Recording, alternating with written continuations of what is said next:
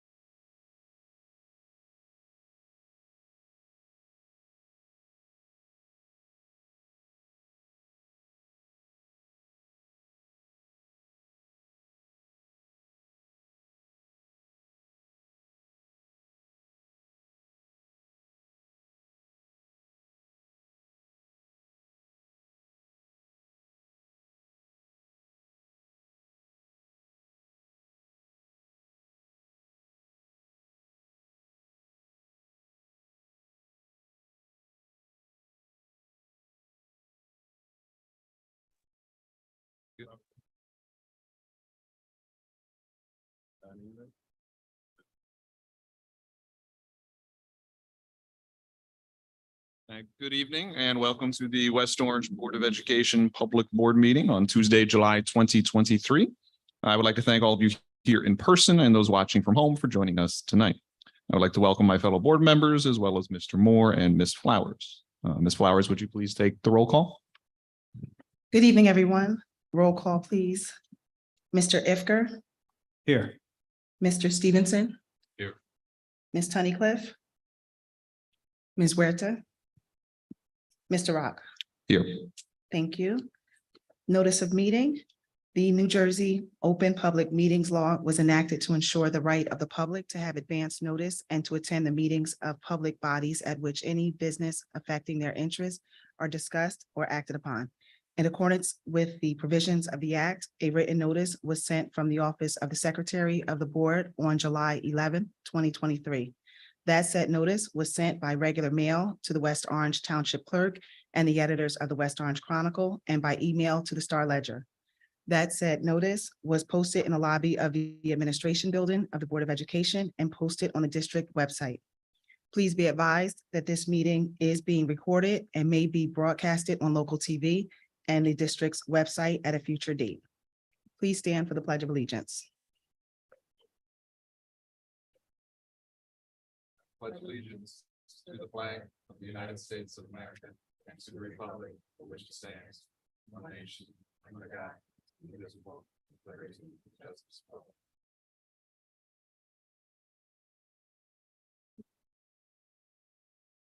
Thank you, Ms. Flowers. In consideration of the closed and public meeting of June 12th, 2023, do I have a motion to accept the minutes? So. Thank you, Mr. Stevenson. Is there a second? Second. Thank you, Mr. Ivker. Any comments? All right, hearing no comments, Ms. Flowers, please take the roll call. Mr. Ifker, Aye. Mr. Stevenson, Yes. and President Rock. Yes. Thank you.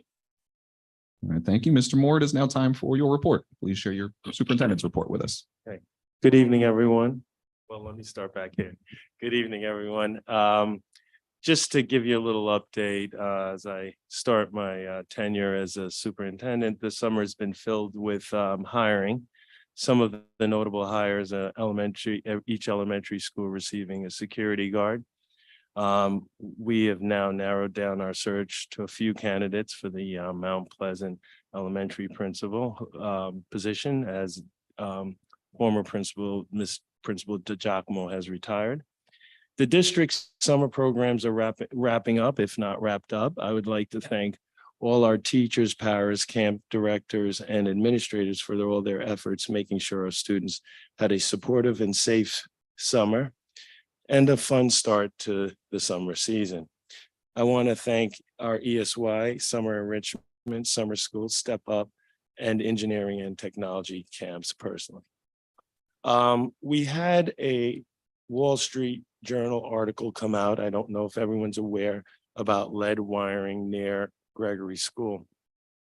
So I want to address that. It was brought to our attention that there was a lead wire found near Gregory Elementary School. We had our environmental firm come out and take a look at it and investigate it. Our building and grounds director also took a look at it, and we had our technology department director also take a look at it. And we did confirm that, in fact, there is a lead wire. However, it isn't on school property. It is near Gregory School, but it is not on Gregory School property. After we've also investigated all other West Orange school properties for lead wiring near or on school grounds, and we're happy to report there are no lead wirings near or on any of our school grounds. We have shared our results with the township, as it's township property, and they are working to address the lead wiring near Gregory Elementary School. So there'll be some ratification of that. So we're happy that that was brought to our attention. We're happy to investigate, and we're also happy to work in partnership with the town, which we gave them all of our findings so that they can help address the situation for us. Thank you, Mr. Rob. Thank you, Mr. Did you also have a HIB report? HIB. Oh, summer, I'm happy to report there are no HIB violations. Thank you very much. And thank you for your prompt attention to the issue of the lead wiring. You know, we care a lot about the safety of our students, and environmental issues are of concern. So hope that you'll keep us informed if there's any issues that come up in the future, and just know, community, that we are on top of them. Yep. Thank you. Are there any other committee reports or comments from the board?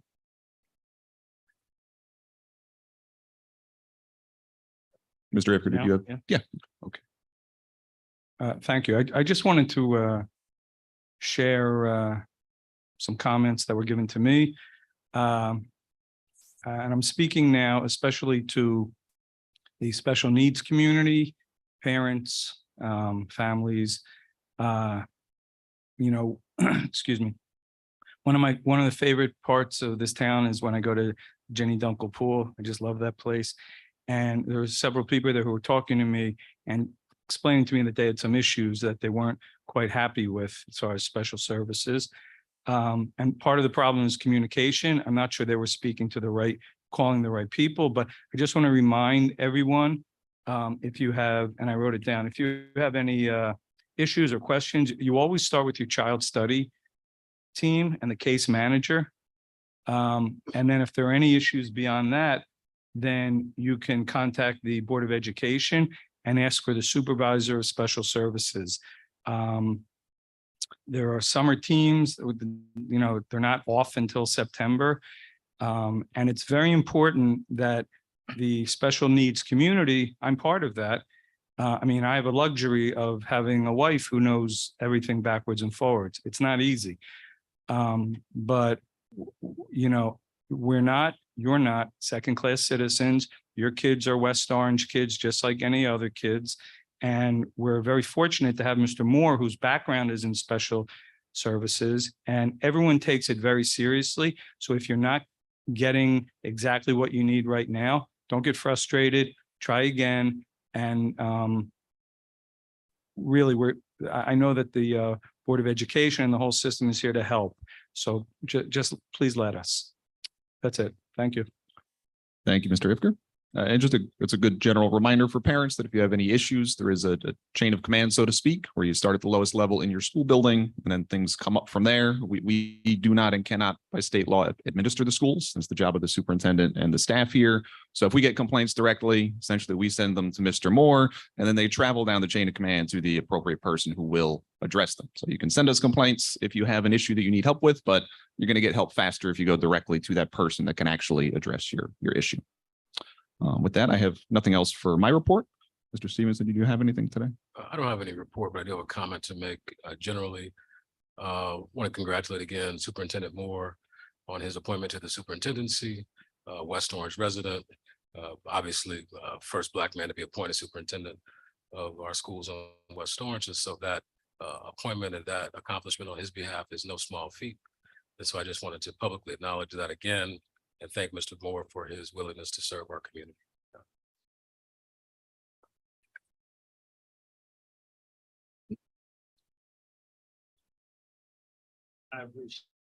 I appreciate it. Thank you very much. And, you know, I've made a lot of friends in the community, and, you know, it's very easy to, when you feel part of such a great community, it's very easy to step up and, you know, take a leadership role when you care so much and want so much good for all of us here in our community. I'm very proud to be a part of this community. So thank you all. It's very nice of you, but I'm proud to be a part. So it's a mutual exchange so that, you know, on my part, I'm grateful to you too. Thank you for that, Mr. Stevenson, and thank you and congratulations again, Mr. Moore. With that, we will move on to questions from the public on agenda items only. Any community member who would like to make comments or ask questions, please come to the podium at this time. Please state your name and home address for the record, then begin your comments. Please limit your comments to 3 minutes. Do we have any members of the public here in the audience tonight who wish to make a public comment? Mon Cowens, 31 Buckingham Road, West Orange. First, I would like to thank everyone who has provided me with the opportunity to serve our student athletes and community as an educator and the varsity basketball head coach at West Orange High School. As the basketball coach, resident, parent, and community leader, I love serving this community. I live in the school district. During my tenure, I've been fortunate enough to have created a positive environment and learning experiences for our youth while unifying our community. We created a successful feeder program between elementary youth and the high school student athletes in our town, which has solved a major historical dilemma in our high school. The feedback from the community has been positive. Many student athletes with a focus on basketball have expressed how much they are looking forward to being a part of the, of our West Orange High School basketball program. Unfortunately, up until now, it has been damaged, and the future of the high school and the community youth program is in jeopardy. On July 21st, after interviewing for my job as head coach, I was informed that I would no longer be serving as the varsity head basketball coach at West Orange for the upcoming school year. I was blindsided by the news and being terminated, as well as my coaching staff, and we had just completed training and team building with our players. There was no prior indication of communication that I would no longer serve as the head basketball coach. In the past year, I have not received a coaching evaluation nor given feedback regarding my status as head coach. Had I received an evaluation regarding my performance and given feedback, this may have had a different outcome. My unblemished reputation has been damaged and potentially harmed any future coaching earning potential. This is unjust. Again, I've yet to receive any information on the reason why. The only thing that was told to me, we are going in a different direction. What direction would that be? As I would think the direction that our program is going in is as positive as it's ever been. We had a respectable winning season, and I received the Coach of the Year award. My only question is, why is this happening, and why am I being treated in this manner? This treatment would probably be warranted if I went to extreme measures that endanger the well-being of students, such as allowing an athlete to live at my residence for purposes of district residency, modifying players' academic and attendance records to ensure eligibility for a sport, hosting unsanctioned off-season team practices, belittling a student athlete verbally or physically hitting an athlete due to lack of self-control. I ask again, why? Why is my integrity, character, and reputation being damaged? I am thankful to my coaching staff and the families for supporting my vision for this high school program and the community youth that will have a lasting positive effect here in West Orange. I believe that this is the most important direction, the standard that our schools and township should continue to uphold. Thank you for your time and your volunteerism.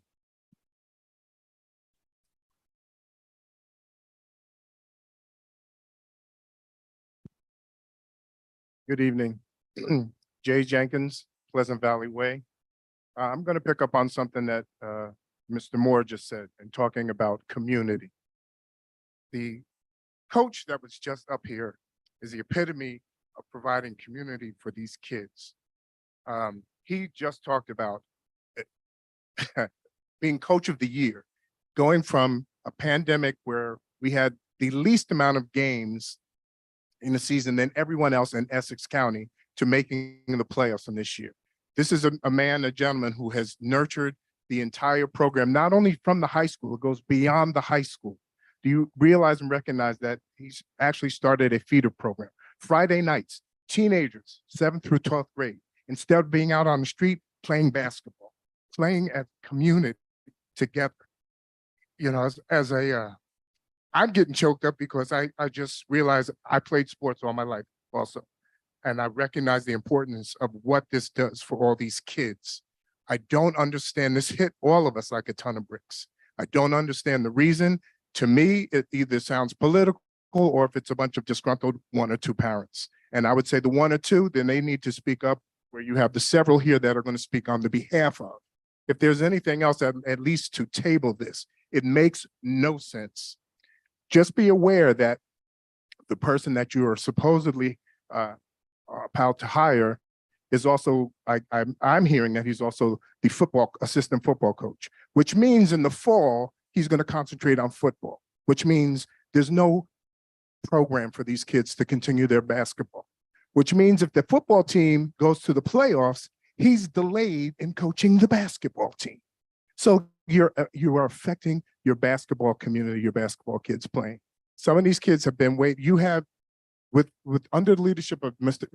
Demond and Coach Ed and Coach Bingo, you have had kids who normally used to leave when they got to 8th grade, including having people in place to shelter them to other schools. You have parents who actually brought their kids back to look forward to playing.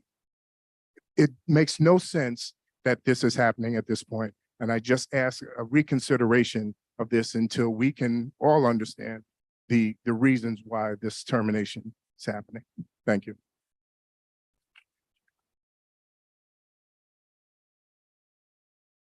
So I'm the other half, Vicki Jenkins, Pleasant Valley Way, and I'm here to also express my disappointment.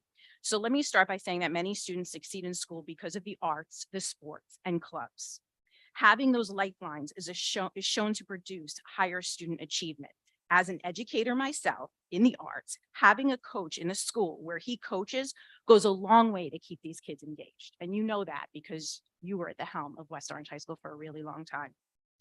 For a long time, as my husband said, these kids go to private schools for sports. West Orange has this weird stigma against it for many things. But Coach Cowens and his team has made it their mission to keep these kids together. You guys have nothing to do with the rec program. I understand that. Okay, but just so you know how far back this goes, he has created a feeder program.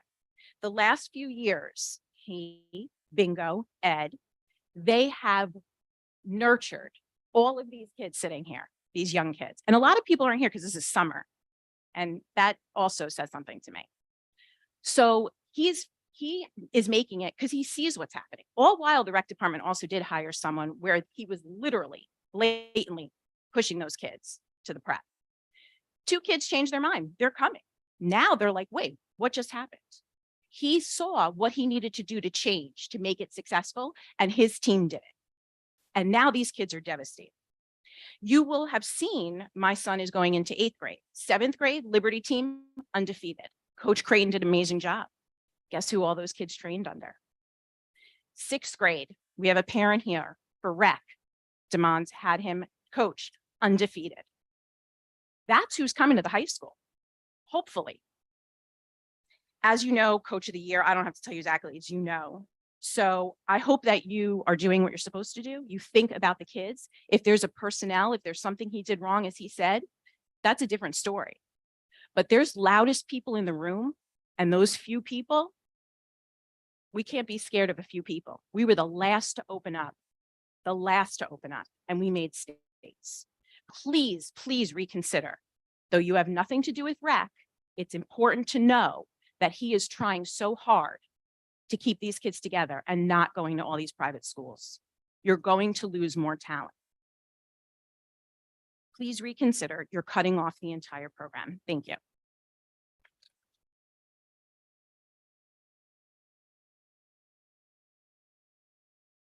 Krista Seyne, 26 Wedgewood Drive, West Orange. So I think it's important to understand first where I'm coming from. I am not a sports mom. I'm a band mom. And I'm so far from removed from sports other than Friday night to watch my kid march. Okay. I also am not one to get involved in any sort of political anything. I have a business in town. I'm on the Public Relations Commission. You know, I think that this is justified, that I needed to come up and speak. And I am here to ask that you could reconsider Coach Cowan's position. So he obviously, it's already explained, there's no reason why. There's no explanation as to what has happened. You know, he had a winning season for this year. He won the SEC Independent Coach of the Year for the 2022-23 season. He, of course, is an NJIT Athletic Hall of Fame recipient. He's cultivated the community talent by developing the West Orange Elite Basketball Club. And he's been a part of our community for so long. You know, he lives here. He's a parent here. He teaches here. I mean, he has made West Orange his home. And it disturbs me that there is no understanding or explanation or transparency as to what has happened here. You know, community is huge in with raising children. And when you have a program, the feeder program that you have, like what Coach Cowens has created, it creates also camaraderie, it creates socialization, it creates discipline, and these children have an opportunity that they may not have otherwise had. And for that reason, I strongly ask you, from a band mom, to reconsider Coach Cowens. He needs to be head coach. He's building this community and growing the community. Thank you.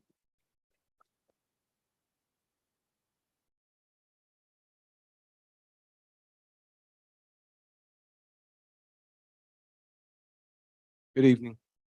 My name is Gerald Holmes. I'm the head men's basketball coach and assistant director of athletics at Bloomfield College and a West Orange resident. I've been coaching for 30 years. I've lived in town for 26 years. And this decision makes absolutely no sense whatsoever to me. I'm as entrenched in the New Jersey basketball scene as anyone that you know. And I can't name, excuse me, I can't name a single high school coach doing more than what Demond is doing for his team and for his community. As you know, I'll be a little redundant, obviously, but following some people, he's got his kids playing in summer leagues. He's got his kids playing in fall leagues. He started the youth program. He coaches kids as early as first grade. He runs the summer camps here. He brings in guest speakers. He had Kyrie Irving recently. He had Dwayne Morgan, a West Orange grad who went over and played overseas, kid I recruited. And he has had me there, coaches. I mean, what more could he possibly do? This decision makes absolutely no sense whatsoever. I've known Damon for 25 years. He is, as you've heard from everyone else, he's an upstanding young man in this community. And unless there's some reason that none of us are aware of, I hope that you will reconsider also. Thank you.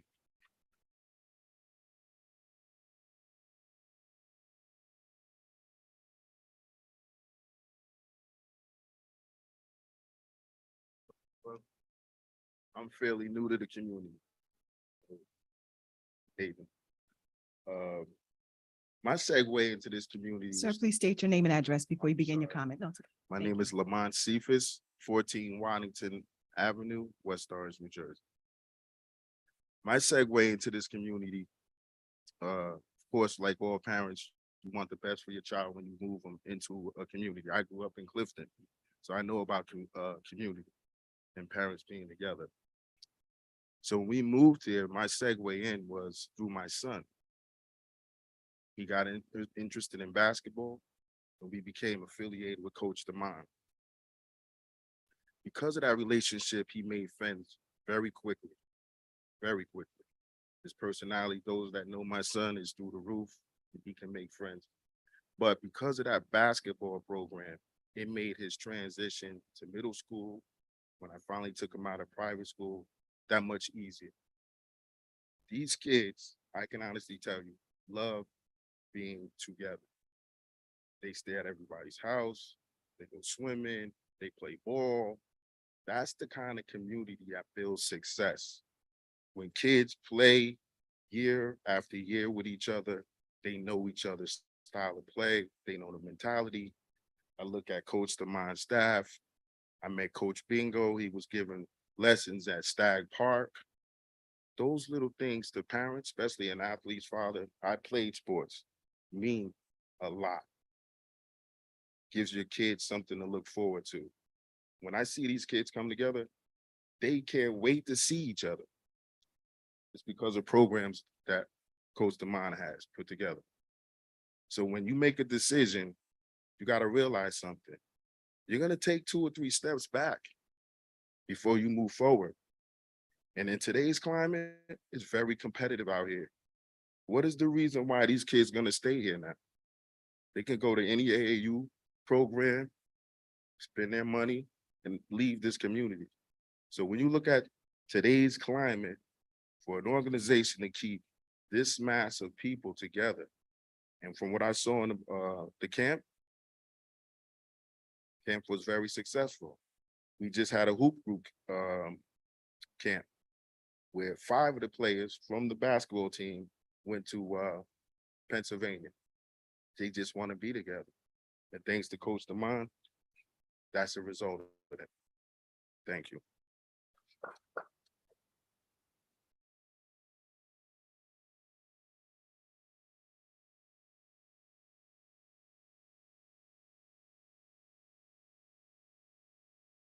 Good evening, all.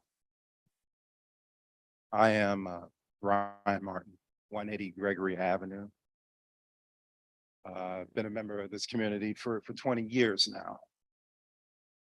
I have my own practice here in dentistry. My son has come through this program from kindergarten all the way through. And there are many folks here that I know personally, including Coach Damon. There's a part of me that wants to be emotional and talk and appeal, but there's also the rational side of me that wants to appeal this decision. We can talk about all the accolades, Coach of the Year, keeping kids here in the school system, and I've watched many, many leave. My son played football here. My son wrestled in the rec. My son played basketball in the rec. But football became his thing, and he came through this program, and we watched a change occur at all levels. When I met Coach, as we affectionately call him in our circle, he had a lot of big dreams.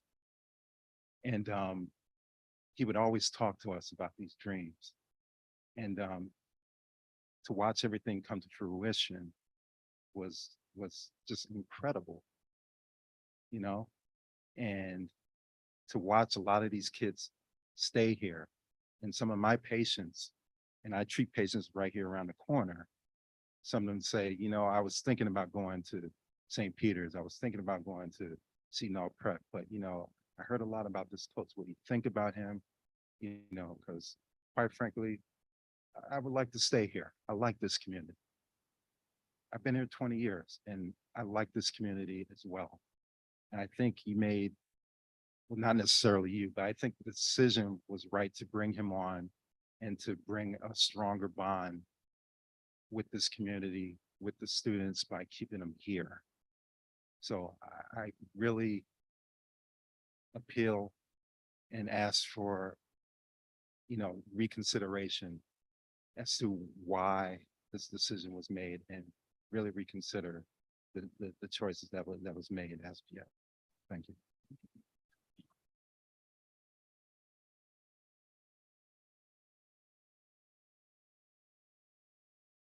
Good evening. My name is Nadrin Cowens, 31 Buckingham Road, obviously West Orange.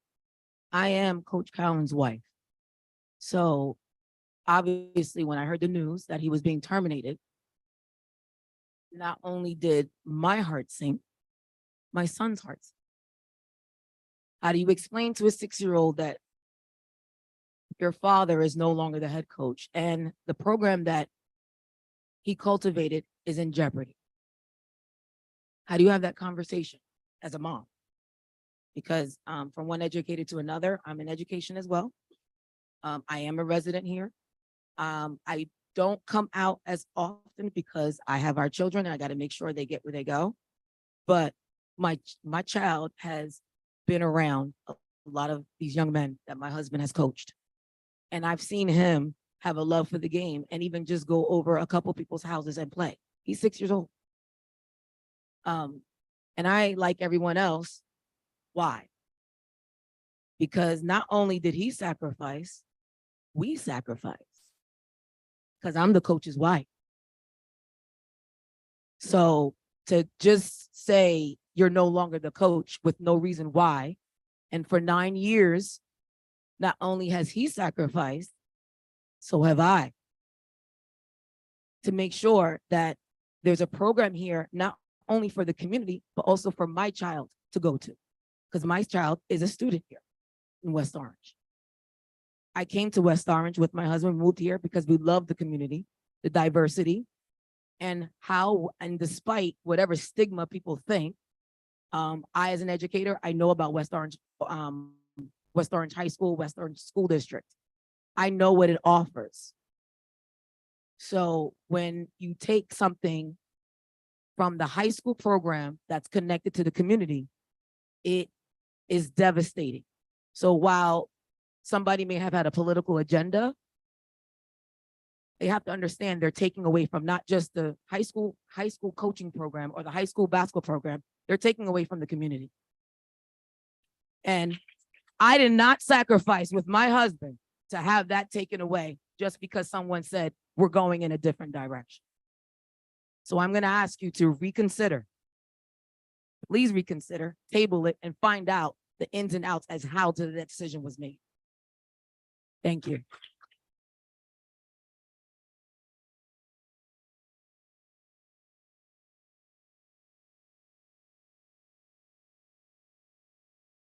Good afternoon, Keith Harvey Davis, Lawrence Avenue, West Orange. Also have a business in town in West Orange. I'm not sure, I might have known Damon maybe longer than probably anybody. We grew up playing ball and around the same community, same network of people. I'm also a part of his coaching staff, you would say, under Lee.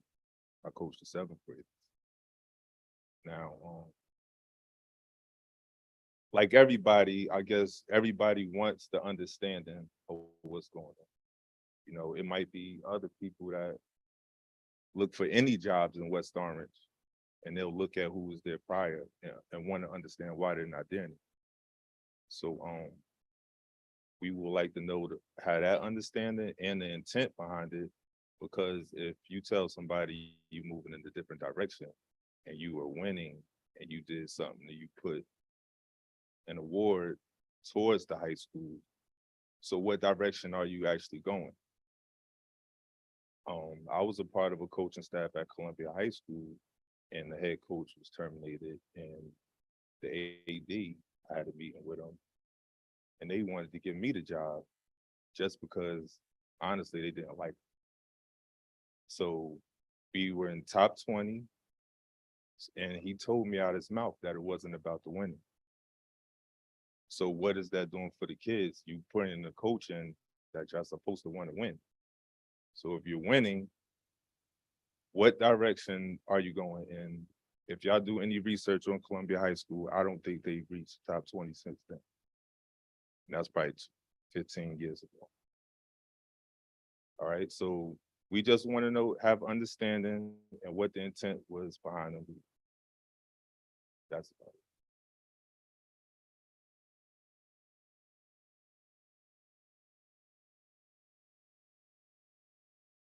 Good evening. My name is Matt Stanmeier. I live at 17 Buckingham Road. I'm here to speak on behalf of Damon. I've known him for a few years now, and I just would urge you guys to really reconsider the decision. My oldest son is going to be going into second grade, and he's been training with Damon for a few years now, and it's been instrumental in helping him become one of the better basketball players around for his age. But more than that, I've seen the sacrifice that Damon has put into not just the older kids in town, but also the younger kids. And I'm also a longtime sports writer. I've been covering sports my entire career. The landscape that he's dealing with is ever changing and ever challenging. There's incredible amounts of recruiting going on. There's Catholic schools taking the best kids from local programs. The deck is stacked against Damon, and he's doing everything that he can to keep kids here in West Orange.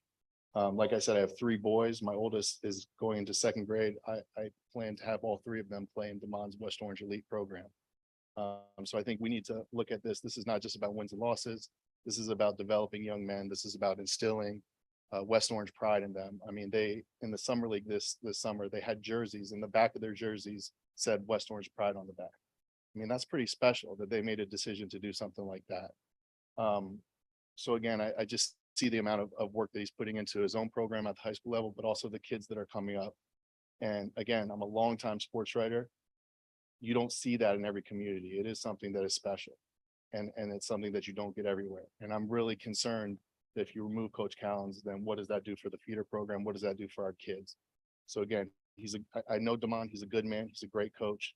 He's a great person. And I just would really urge you guys to reconsider the decision. Because again, this isn't about just wins and losses. This is about the future tomorrow, next year, the year after that, and the year after that. And I think it's a better future with Damon at the helm. Okay. Thank you.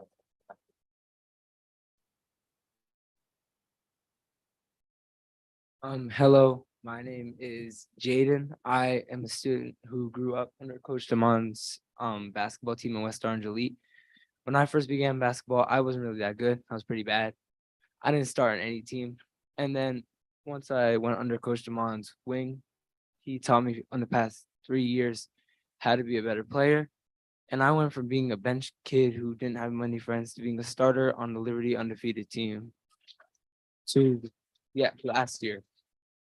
And I know the 3 kids right there, Zane, Jaden, and Kellen, they grew up with me and they played on the team just like I did.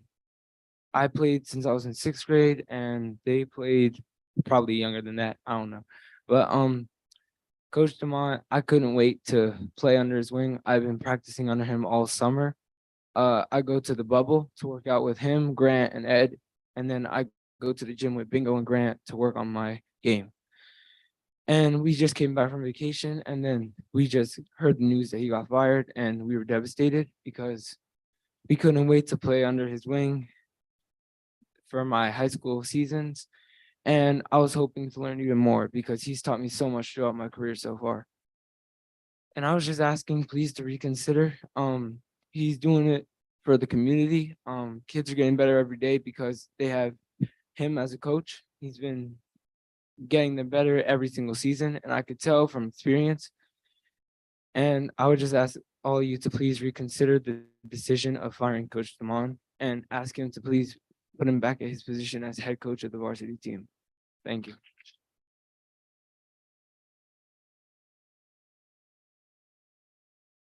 Stay odds in East End. This is my son. You guys have a very apologize. I'm on call.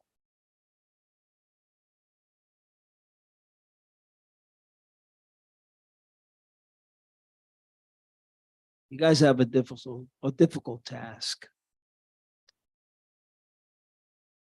I have two young men that I am overwhelmingly proud of. When I had them, I've asked God to please guide me to be good men, outstanding men. And what do I always tell you? If you turn out like me, right, everything you want in life is where, right? When I saw him play at one point, I don't sugarcoat anything. I told him, son, you're not ready. And then one day I met Bingo, Ed, and Coach Damon. I offered them money to coach him, teach him, show him how to achieve what he's trying to accomplish, because I know he was willing to put in the work. And not at one moment did they take money from me. But yet, out of their own time, from their own family, they took the time to coach my son up to become the man that he is on the basketball court. I am prior service. We have been ingrained and taught how to go above the call of duty. It's in our nature. That's how we are wired. In the civilian sector, when I became a civilian, I had a difficult time dealing with civilians. Why? Because civilians always think about me and I. There's no I in team, but there is an I in D head. That's what Master Sergeant Campbell used to tell me all the time. All the time. And I tell my sons to always stick up for those that can't stick up for themselves. Always go beyond the call of duty. Coach Damon, Coach Ed, and Coach Bingo has always done that without any intent of reaping some kind of reward. I do not know what has prompted your decision or has created things to unfold in the manner that they have. But Mr. Moore, you're in a position now to make these hard decisions. It isn't about anything else but the character of an individual. I speak about the governor, Cody. When he started getting good, this gentleman came to me and said, hey, I want your son to come and try out for our team. I can make all these things happen. As his father, I want nothing but the best for him. But there was something shady about the individual that I just didn't feel right. And I told him, trust me, I need to give you what you need, even if it means that you will have to wait because you're too young to see certain things. And the integrity that I was dealing with that individual had no integrity at all. But when it came to Damon, Coach Ed and Bingo, they are the very fabric of this community. And it'll be a shame if you choose to go in a different direction.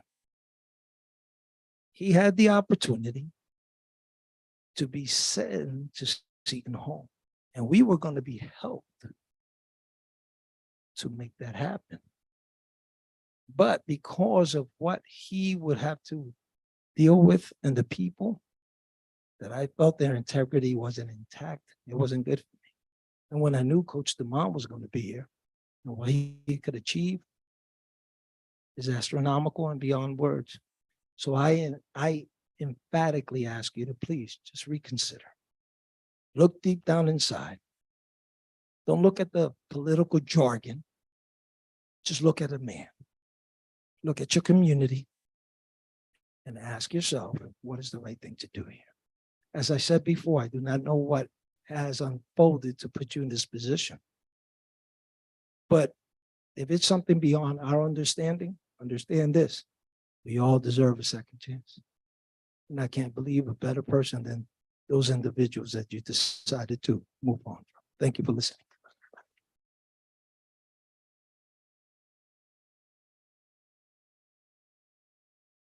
Hello, my name is Randy Forrest, Jagger Court.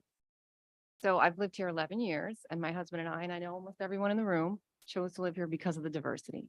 And we both have demanding jobs. And I'm so grateful for everyone in this room because they are my community, they are my village, and they help me do everything. This is the third meeting I've been to. The first two were because our sons won the 6th grade, basically county championship, and then the 7th grade undefeated. So the reason why I never came before was because everything was working, everything was going smoothly. My son does well in school, the friends are great, community is great, but I'm here because something's broken, right? We all want answers and want to understand what's going on and why. Things were working really well here, so I'm going to be very short and say something's broken. And as a community, we're here looking for answers, and we want to engage in discussion to understand what happened. Thank you.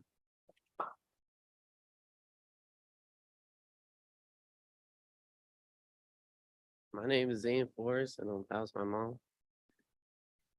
And when I first met Coach Collins, I played for his AAU team for West Orange, and I just thought it was about recruiting and getting kids to come to high school and winning.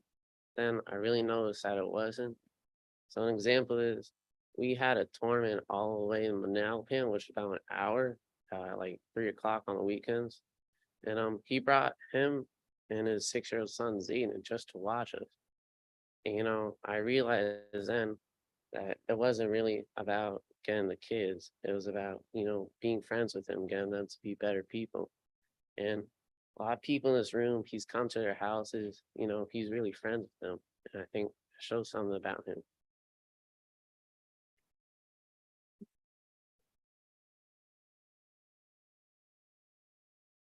My name is Kellen Northcutt.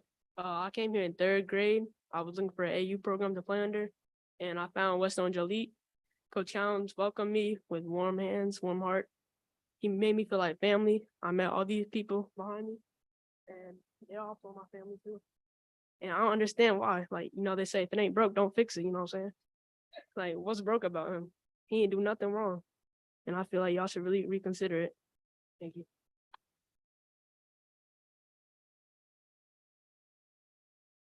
My name is Jaden Jenkins, Pleasant Valley Way. I'm going into 8th grade. I met Coach Collins in like 2nd grade, trying to play for a basketball team. And I wasn't like the best player, like I still had stuff to get better on. And Coach Collins really helped me with all my fundamentals. And like when I started getting like older into like 4th grade, he would work me out with some of the older kids. And now I would start playing with some of the high schoolers sometimes, and especially when they do those open gym runs. He was just trying to get everyone better and everyone in the community out of the house.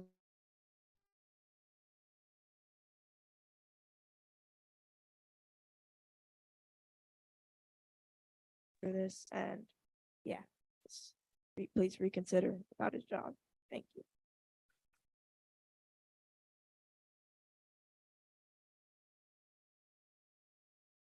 My name is Eric Maddox. I'm at 5 Cheshire Terrace, West Orange, New Jersey. What I'd like to do is take a few minutes to talk about impact. I want to talk about the favorable impact that Coach Cowan and his staff has had on not only just me, but what I've seen the impact that he's had on my sons and every other young man that I've seen in his program. And I also want to talk about the unfavorable impact that I feel that this decision has left on not only myself, my own household with my sons, and I'm sure with a lot of other households in this community, and with the program overall. From a personal perspective, I have 2 boys who play under Damon with West Orange Elite. They've been playing with him since the inception of West Orange Elite. Now, I'll let you know that when my sons first started playing, they weren't good. They weren't good at all. They were horrible. However, through time and effort and working through Damon and his tutelage and with his staff, I've seen my sons grow and blossom. I've seen them get to the point where they can actually give me a run for my money in our backyard. I've also seen where Coach Cowan and his staff have not only focused on the skill sets that are needed to be a competitive basketball player, but also they instilled in not only my son, but other young men, moral values. Not just saying, okay, we need to win, but we need to focus on, okay, how do we win? Do we win with integrity?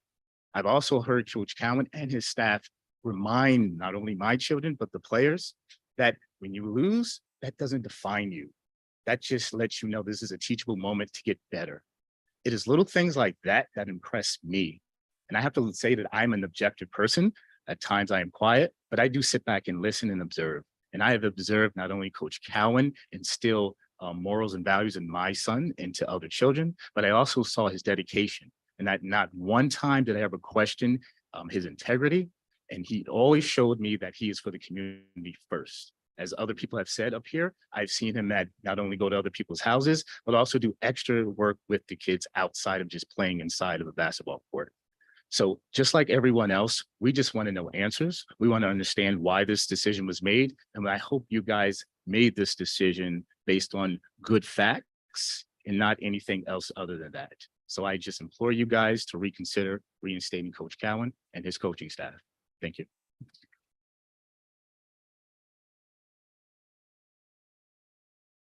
Good evening. My name is Brenda Harper. I'm Damon's other mother. And as a mother, you know, you can fight for your son. You can fight for him because you know you believe in him. You know, he was taught the right thing, his integrity, his ability to do what he has to do as a coach and as a teacher. You know, when he first started, he used to say, Mom, they don't know how to play as a team. They don't know what teamwork is. I said, well, teach them. He said, I don't know, you know, I'm trying to get them to get together. And when they lose, they get angry. I said, teach them. I'm a former educator, so I know what teach them means. And so is Damon and his coaching staff. That when you teach sincerely, you teach honestly, and you do what you're supposed to do the best. He loves his job. He loves it too much. You know why? Because those kids count. Those parents count. Your community counts. Change your mind and do reconsider. Again, as a mother, I thank you.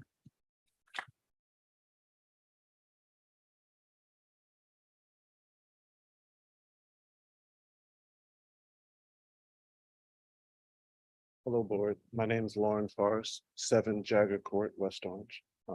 I've lived here over 10 years. I want to talk about demand, whose termination to me should be A, reconsidered, and B, should be fully reinstated. To me, at the minimum, it seems unjust. The maximum, it seems unlawful to me, and just plain incorrect. But I think everyone here was here for him. And it shows his standards in the community, not so much to me as a coach, right? Because that's really important, but he's a teacher. He's molding men, he's molding minds. And I follow, you know, somewhat serendipitously, like the West Orange websites and stuff. And I see where your young men and women are going to college and your college days and the t-shirts. And I see his athletes, which is really important to me because I was an athlete in high school and college. I see that they're going to college. I see that he had a football player playing for him, playing basketball. He's going to college on an athletic scholarship. Some of his kids have gone to other, I think, prestigious institutions on academic scholarships. He talks about academics, about integrity, about trust. And to me, it seems like some of those ideals that he's instilling in his players and the people around him are not being followed by this board. It seems incorrect to me to do this to this man who's given so much to all the people in this room, because they're here not out of basketball. When I look back on the thing I respected most about him, I still do and probably always will, is he's not coming out like so many coaches I grew up with to bond and mesh with the best player in the room and the parents of the best player in the room. He's there when my kid was in 3rd grade. There's no really indicia of talent at that age. He's there to support the kids, to nurture them. I would get texts from him a Sunday morning, like, we'll be in the gym. I go to the gym, some of the best players are there, some of the worst players are there. But when you watch him mentor them and tutor them, you can't tell the difference. When you watch him talk to those parents, you can't tell the difference if a kid scored 20 points in a game, if he scored 2 points in a game. He talked to me about the values of the high school and how it has, as many, if not better values than Seton Hall Prep, or St. Benedict's, or Newark Academy, and all these so-called elite schools, right? He's keeping kids here for academics and education. He's furthering their minds about thinking about things beyond West Orange. So he's got Kyrie Irving coming here to talk to the kids about being an NBA player, about academics. He's got, I think the guy Dwayne Morgan came in about how he played here, went overseas, got his degree, might come back, and about a career after basketball. There's so many more beneficial things going on with this man besides basketball. And I got to know he's taking time away from his kid, from his wife, and from his family to give to all of us. So to me, the decision should be reconsidered and he should be fully reinstated. And I think that would be the correct and only right thing to do. Thank you.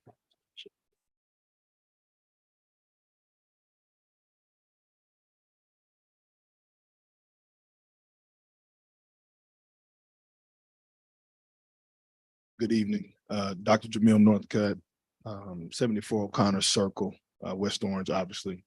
And I've been sitting in the back trying to figure out what I would say, but I'm gonna read you guys. This is not necessarily for Damon, but it's for you guys here at the table. Just so you guys know my background, I'm a senior vice president for Major League Soccer. I've been in the sports industry as an executive for over 20 years. I played college football at the University of Mississippi in the Southeastern Conference, where we get down for real. I've worked in sports and athletics in the collegiate space and in professional sports, NFL, 2 NFL teams. I've evaluated coaches in college as an athletic director for internal operations at the University of Mississippi, basketball, football, and baseball. What I'm hearing about Damon's dismissal as a coach, to me, is very alarming.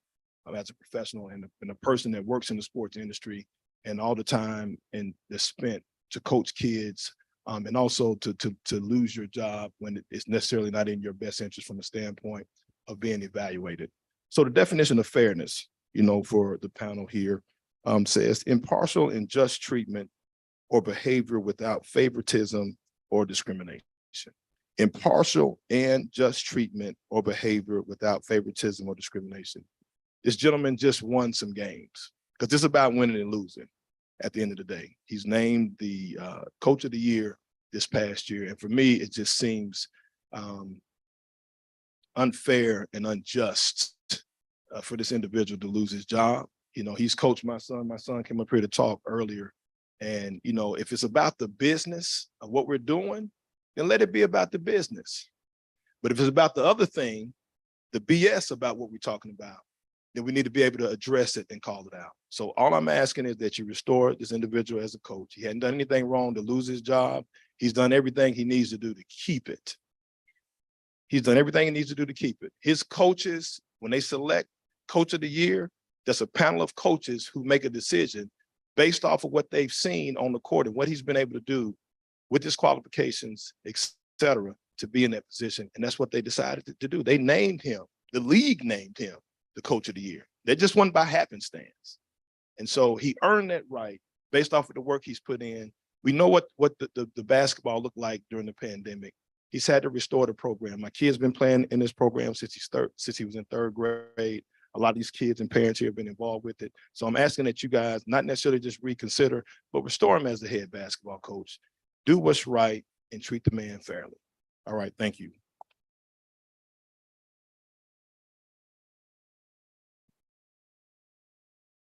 Good evening. My name is Leslie Cleveland. 3 of my children have gone through West Orange High when Superintendent Moore was the VP of West Orange High. I have known Coach Damon Cowens since he was in 7th grade, attending South 17th Street School in Newark, New Jersey, where my sister, Lynn Irby Hill, was his language arts teacher. I was so impressed with his outstanding success at NJIT and grateful that he became an educator at West Orange High School. My 3 children went through West Orange High School, and they are now 31, 28, and 25. Now my grandson is benefiting from Coach Cowan's and his great leadership and coaching. My grandson, Amir, age 11, met Coach Cowan's at St. Cloud Elementary School during his after-school enrichment program when he was in 2nd grade. He is now going into Edison as a 6th grader. He has attended all of his camps and played for his elite AAU team this past season. Coach is always encouraging the boys, teaching and demonstrating teamwork on and off the court. During this last season, Coach gave them many opportunities to hone their craft by implementing open gym on Monday and Friday. He insisted a parent stay with the boys, and the parents respected his wishes. Coach Cowan's goes above and beyond for his players.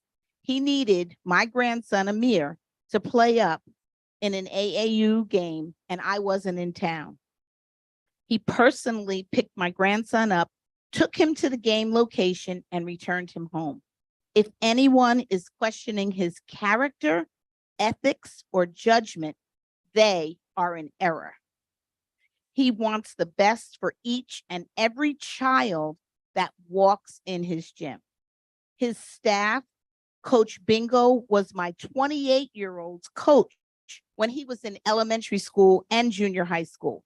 My son went on to play at Seton Hall Prep and was the captain of the team at West Orange High after he transferred in his junior year. Again, my grandson got to experience Coach Bingo and all his greatness and wisdom he possesses. Coach Eddie was Amir's head coach during this season, and again, he was a great coach and leader. He was more concerned about how the boys played together instead of winning. He offered to work with Amir over the summer to ensure he gains the skills necessary for middle school ball. I hope this letter, I wrote this to AD Coach Zakella, as well as to Superintendent Moore, as well as to Principal Guerrero. I hope this letter is received with my heartfelt feelings about Coach Cowan, his staff, his commitment to children, his successful program in West Orange. If you have any further questions, please contact me, Leslie Cleveland. Thank you.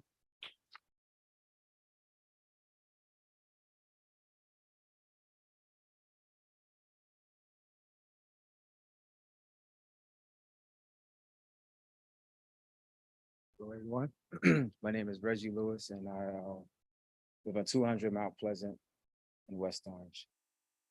Just want to say hello to everybody. Hello, everybody in the room. This is my first time coming to a board meeting, so this is new to me. Coach Collins, me and my son, we just moved to West Orange about 2 years ago. So my son was a freshman here. And I just heard about the great community of West Orange, and that's why we moved here to go to high school here. And to be honest with you, my son did not have any intent on playing basketball. I'm here for Coach Collins as well, but he didn't have any intent on playing basketball. You know, he didn't play ball. And when he got there, he was like, "Dad, I think I'm gonna play basketball." I was like, "Okay, give it a shot, see what happens." You know, he tried out, made the freshman team. He wound up having an injury. And after he got injured, his confidence was shattered. You know, he wasn't the same person. But Coach Collins, obviously, is his program. He was watching Reggie. I didn't even know he was really watching him. And I'll speed this up because I'm going to stay within my 3-minute time period. He slowly but surely, I could see my son decide he didn't really want to play basketball no more. And over the summer, he actually didn't play. Coach Collins reached out to say, "Hey, where's your son at?" And I told him, "Hey, he's like on the fence, on the fence." Coach Collins spoke to him, and we spoke to him. It sparked something in him. And just in that short time, within that, I say the summer program was like maybe 3 weeks, he made leaps and bounds where to the point where you could actually see him having a prominent role on the team as an effective shooter. I say that to say is because that wasn't the only time Coach Collins instilled confidence in my son. He didn't have to do it. It's like he's about to be a junior. But he did that because he cared about not him as a basketball player, but just as him as a person. And you could tell he cared about his development as a young man. So I just want to, I don't know the decision, the reason why. I just want to publicly say, I appreciate Coach Collins. I appreciate Damon. I appreciate what he has done so far within my son's life. And that's the only thing I can speak on. Thank you.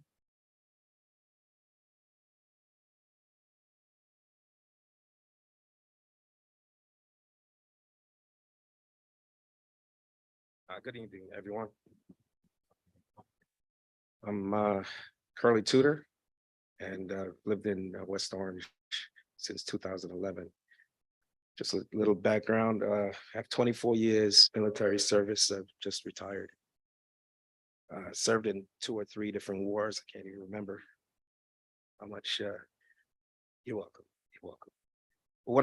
What I wanted to just address you guys with is that over the years, I was not able to be around to see my son, take part in different activities over the years. My wife took that role.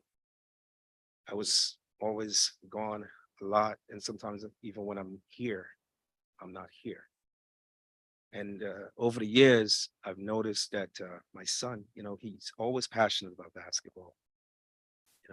He would rather play video games though. But he was passionate about basketball, and he told me he always wanted to, just sign up and play for some, for the team. And he kept insisting, and of course I give him the opportunity. And when I'm away and I talk to him, he always talks about his coach, the development and the growth and the confidence that he instills in. Indirectly, I don't really, correspond with too many people here in the neighborhood because, again, it's, me the way, and I never really get the chance to build the relationships. But what I do know is that he sacrifices for this community. He sacrifices for the children. He sacrifices for the parents, of course. And I just want you to reconsider. Just look at, canvass the entire situation before you make this decision. Of course, obviously, I don't know the history behind everything. I'm not informed with too much information. But what I do know that Coach Lamont, he's an upstanding guy. He's a bright guy. Anytime he sends out the emails. Of course, my wife intercepts it before I get a chance, and she's on top of all that. If she couldn't be here today, maybe she could have speak a little bit more on the different time frames and things that activities my son been through. But what I do know is that you guys have a tough decision to make, right? But I really would like for you to reconsider, and hopefully, this could turn out the way we all want it to turn out, which is to have him be reinstated. Okay, just with that being said, just thank you for me just listening to what I have to say.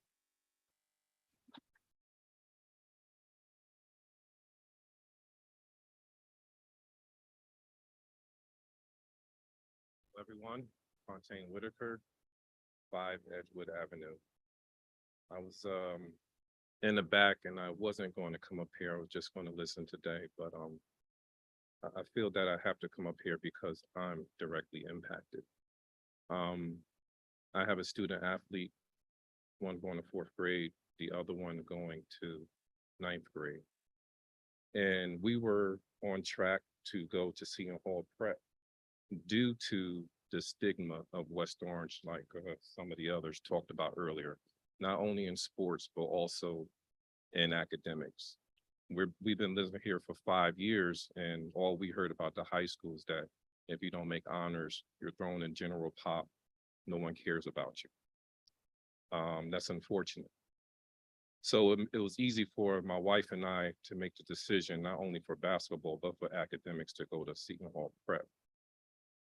But I'm just going to fast forward a little bit because I'm going to talk about Damon and his coaching staff. He didn't recruit my child. I told him that we chose prep, and he congratulated me and my son. Any other coach, because I play sports, would have said, come to me, I'll do X, Y, Z for you and your family in certain cases. He didn't do that. So with that said, Damon is genuine outside of sports, the personal. He's not my friend, but I consider him a great guy, good for the kids, good for the community. So that's all I wanted to say. So since I'm directly impacted because we made decisions based on Cowan being a coach this year, I feel at least that I'm owed the explanation. And that's all I have to say this evening. Thank you.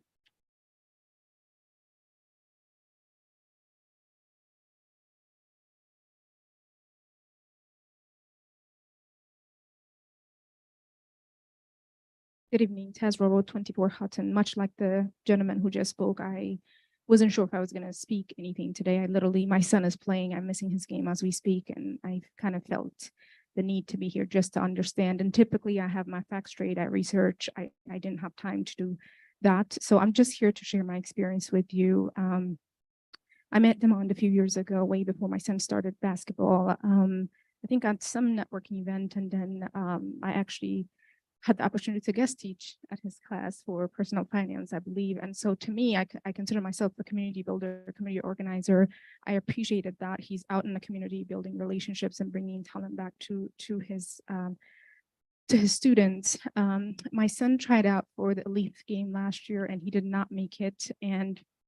And I appreciated that because, that told me that the decision was not made on relationships, right? I knew demand. It was not about that. You either made it or you didn't. So, we consoled him. He tried again and he made it this year and he is obsessed, right? Like he quizzes me about basketball at dinner, like everything is basketball. And he's playing there now.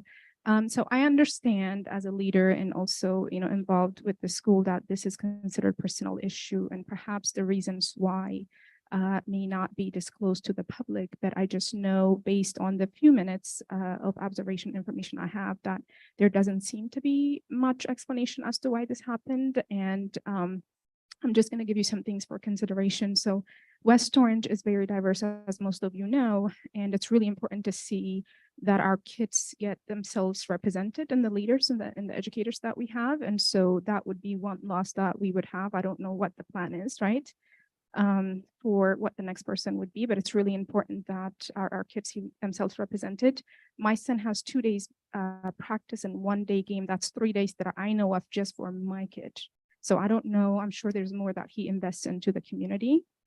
So I'm just, again, I don't have a lot of the facts. I sat, I listened, I felt called to just say something. And I hope that this would be an important consideration for you. Thank you.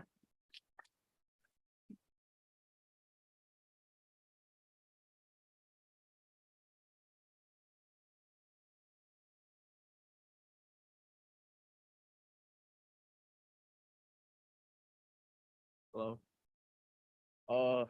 My name is Justin Lopez. I live in West Orange. I play for the high school team. I play freshman, JV, and a little bit of varsity this past year. And I like to speak on the community aspect and what Coach Cowan and his staff have done for the players.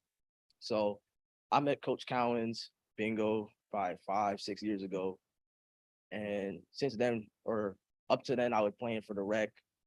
And we weren't doing too good. But when Coach Collins and Coach Bingo reached out or started the elite program, I feel like the talent in West Orange kind of swelled up to the program because there was really nothing here for the players in the community to go and just hoop. Because they've said it, and we as hoopers know that like West Orange has been a hub for top talent. We've had people like Kyrie, Nas Cunningham, Elliot Cadeau, all top tier players, but they leave to go to other places like Seton Hall because for years the high school hasn't been, or the stigma around the high school is that it's not as good as Seton Hall Prep. And I know that Coach Collins, Coach Bingo, Coach Ed have helped cultivate the young talent going toward the high school. And I'm gonna speak on the season that we had this past year again. So freshmen, I know freshmen won close to 20 games. JV won close to 20 games. And we all made counties on all levels. Varsity, we went pretty good. We did have a good season for varsity on 15 games. We had some injuries that kind of prevented that, but when you go into the practices and into the locker room, there's like a great sense of community in the locker rooms, in the practices, after games, before games. Coaches always going up to us, talking to us, saying how we can get better as players or further ourselves as young men. In locker rooms after losses, sometimes we'll have guys crying because of the emotions of the game. Sometimes Coach Cowens, he shed a couple tears because, and I guess it just shows like the passion that he has and the love that he has for us. And it's kind of like for us in the who are already in the high school program, they're like father figures, mentors, and their passion really just shows in practice and in games. And to be honest, it was a sucker punch for everyone in the high school program. I'm getting texts like, "You heard what happened? Why is this happening?" Because in all honesty, it's like West Orange, we're on the come up right now. Like as a program, we're improving, and that's all due to Cowens, Bingo, and Ed. And it's like, why would you fire him if we're having a winning season, some of the best seasons that we've had in the last couple of years? And part of that due to COVID, because I know that's out of his control too. He kind of helped salvage that season for us. And I'd say the last thing is I'd say like everyone up here is saying that it's a hard decision on who to hire next. But to me, it's pretty obvious because there's nothing but a positive direction from Cowens, Ed, and Bingo. Well, thank you.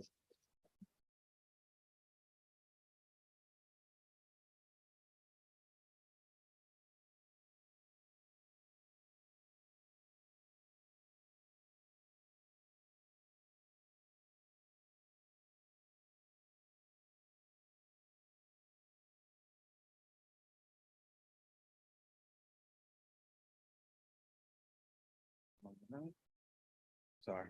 William Widener, 50 Manger Road, West Orange. Any good high school program is built through their feeder program. My family has been a part of West Orange Elite for 4 years now, and I have seen the program grow.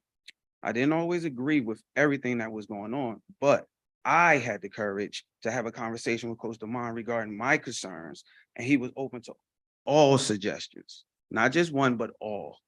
I'm here tonight in support of Coach DeMond because he's the head basketball coach that made himself available to a youth parent that wouldn't have any effect on his high school job now. We're the future. All right. That shows his dedication to moving West Orange High School basketball team forward in the right direction. My kids will be attending West Orange High School because of the relationships we have built with Coach Grant and Coach Cowens. Thank you.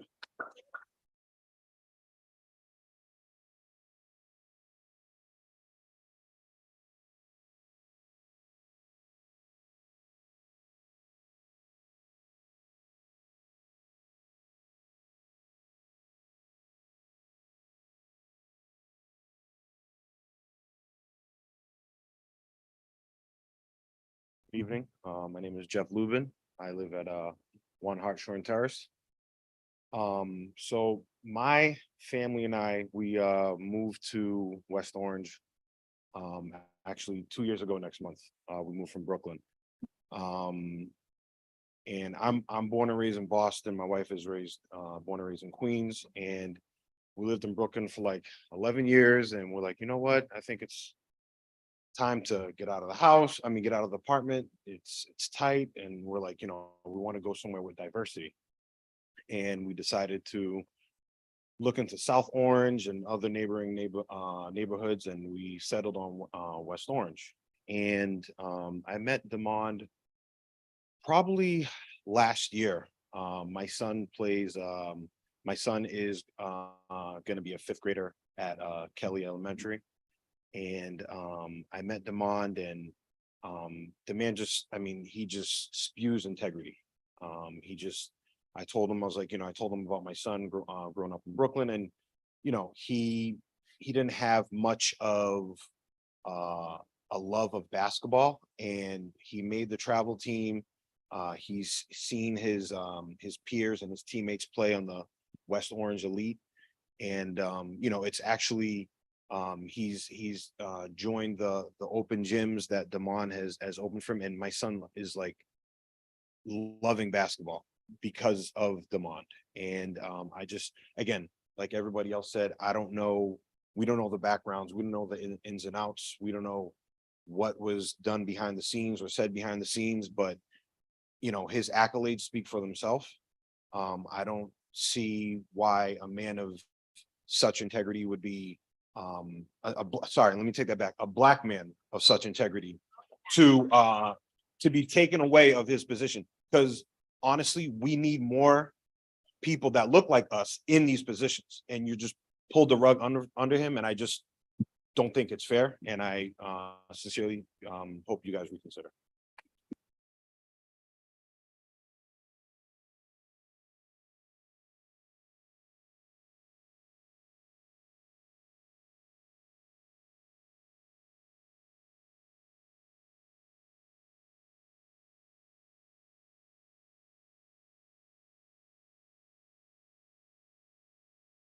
Hi, Joy Burnett, 63 Lot Place.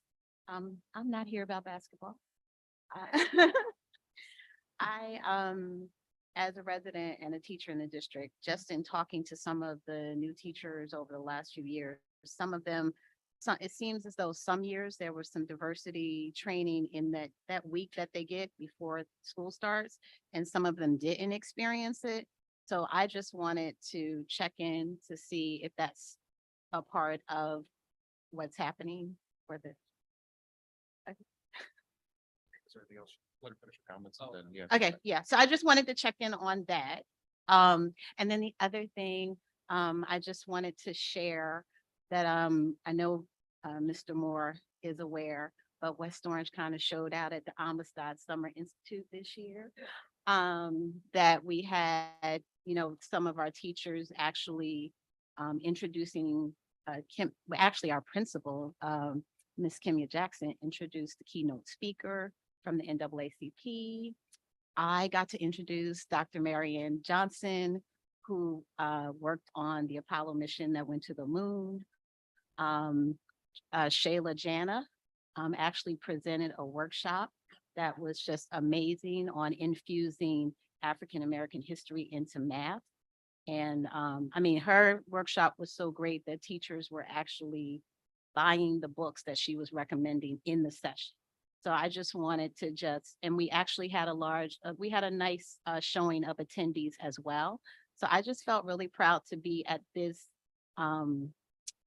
conference that represented teachers from all over the state, and that we had such a nice representation.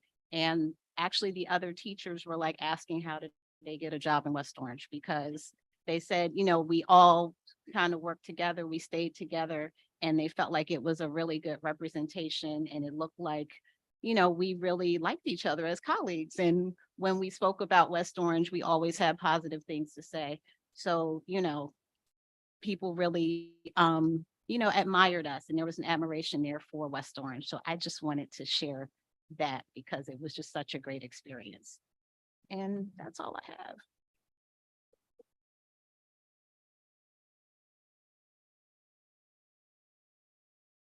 First, I'd like to start by saying thank you, Joy. You're absolutely right. We did do, oh, you want to come up? Come on up. Guys. I forgot the most important thing. The winner of There was a contest statewide for teachers infusing African-American history into their teaching. And Miriam Carbo Jackson, Mrs. Miriam Carbo Jackson, Educator of Excellence. Educator of Excellence, kindergarten teacher at Redwood School, won a $2,500 award for herself and one for the district as well. Yes. Thank you, Joy, for stealing my thunder. I needed it at this moment.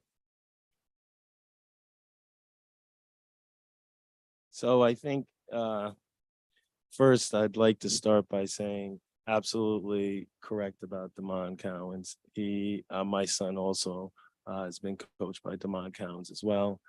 And I was lucky enough to be a principal with Greg Tynes, Damon Cowens throughout his entire time here as a coach at the high school. I will tell you that it's tough to make decisions, especially in a room full of people that support Coach Cowens, which I think the room should be filled with people that support Coach Cowens, as I think he's done some great work here. I will tell you that coaching appointments, and just to give you an idea of how they work a little bit, are year-to-year appointments. They're not promised to the coaches. They're stipend, and coaches do apply for their job each year. Sometimes what we do have is a committee of people look at it. People up here are not responsible for being on the committee. They're not on the committee, as we are informed, and we do understand the process in which the committee takes steps towards making a decision. I will say up front that if there was anything, and I'm not saying in Damon's case because I wouldn't reveal one way or another, but if there was anything outside of that in a personnel matter that won't be discussed in public, you wouldn't get that feedback as a community. But I do think if Coach Cowens or anyone that feels that they've been slighted because of something can get that feedback from anyone that has committee, the principal should do that. The AD, as they make decisions and as I had the right to do it myself as a principal when I was there, for any changes that may take place within our feeder programs and youth programs. I do agree that the high school is a partnership, but I do want you to also understand that it is a separate entity in as the decisions and the hiring of not only coaches, whether it's Coach Grant, whether it's Coach Cowens, whatever coach may be, Nevins, whatever that may be, are different in its consideration. I'm not saying that the youth program isn't considered, but it doesn't impact, like, for instance, if a coach has a youth program, but they don't coach with the high school, that's not a difference. You can do that because not all high school coaches have youth programs, but they do work usually in partnership with people that do have youth programs. It's tough to either support a decision that people that actually do work, let's say the ADs or the principal or the committee of teachers or whoever on a committee come up with a decision. And then, yeah, of course, it's brought up to us here and we have to either support it or not support it. And I know that in this room, you feel, hey, how could you support this? But I will say, speak for myself, and not specifically on this topic, because I myself, I do think Coach Cowens is a wonderful person. He's a friend. And again, nothing disparaging about him. I think he's done a great job. He has integrity and all of those things. I will tell the gentleman that chose West Orange that stigmas are so incorrect unless you're in part and parcel of the high school and see what it's really about, and to understand the people and the personalities within the high school. I'm going to say across the board, a lot of our staff and coaches are committed and do have integrity and do go out of their way and do love the kids, as Coach Cowens, who was included in that.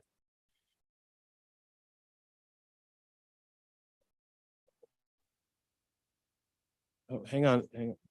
No, hang on a second. No.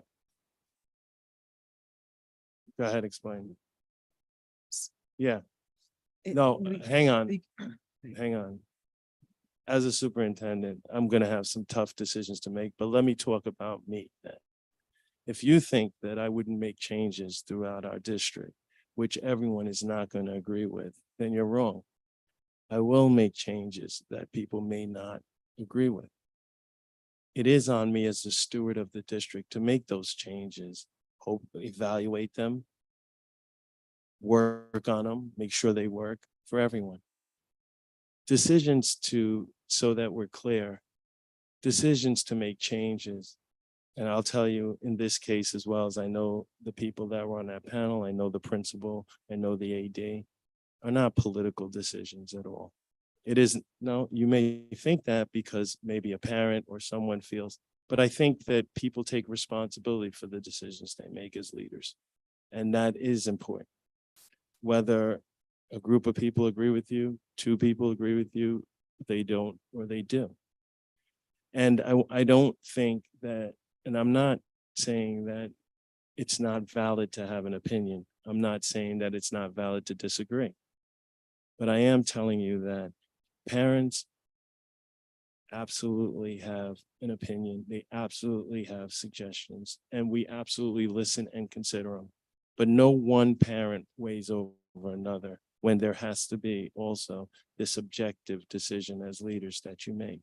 Now, you make a decision whether you are right or wrong, you're judged on that decision.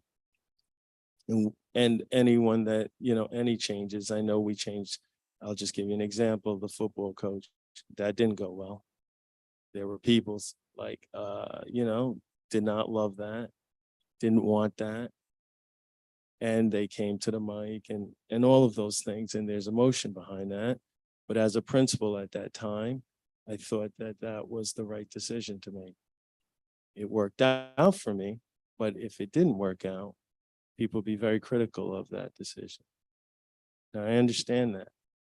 And I don't want to be the most unpopular person in the room, but what you're asking is, you're asking, oh, just overturn something that takes a process. Now, Coach Cowens isn't the only coach that went through the process. All coaches go through the process.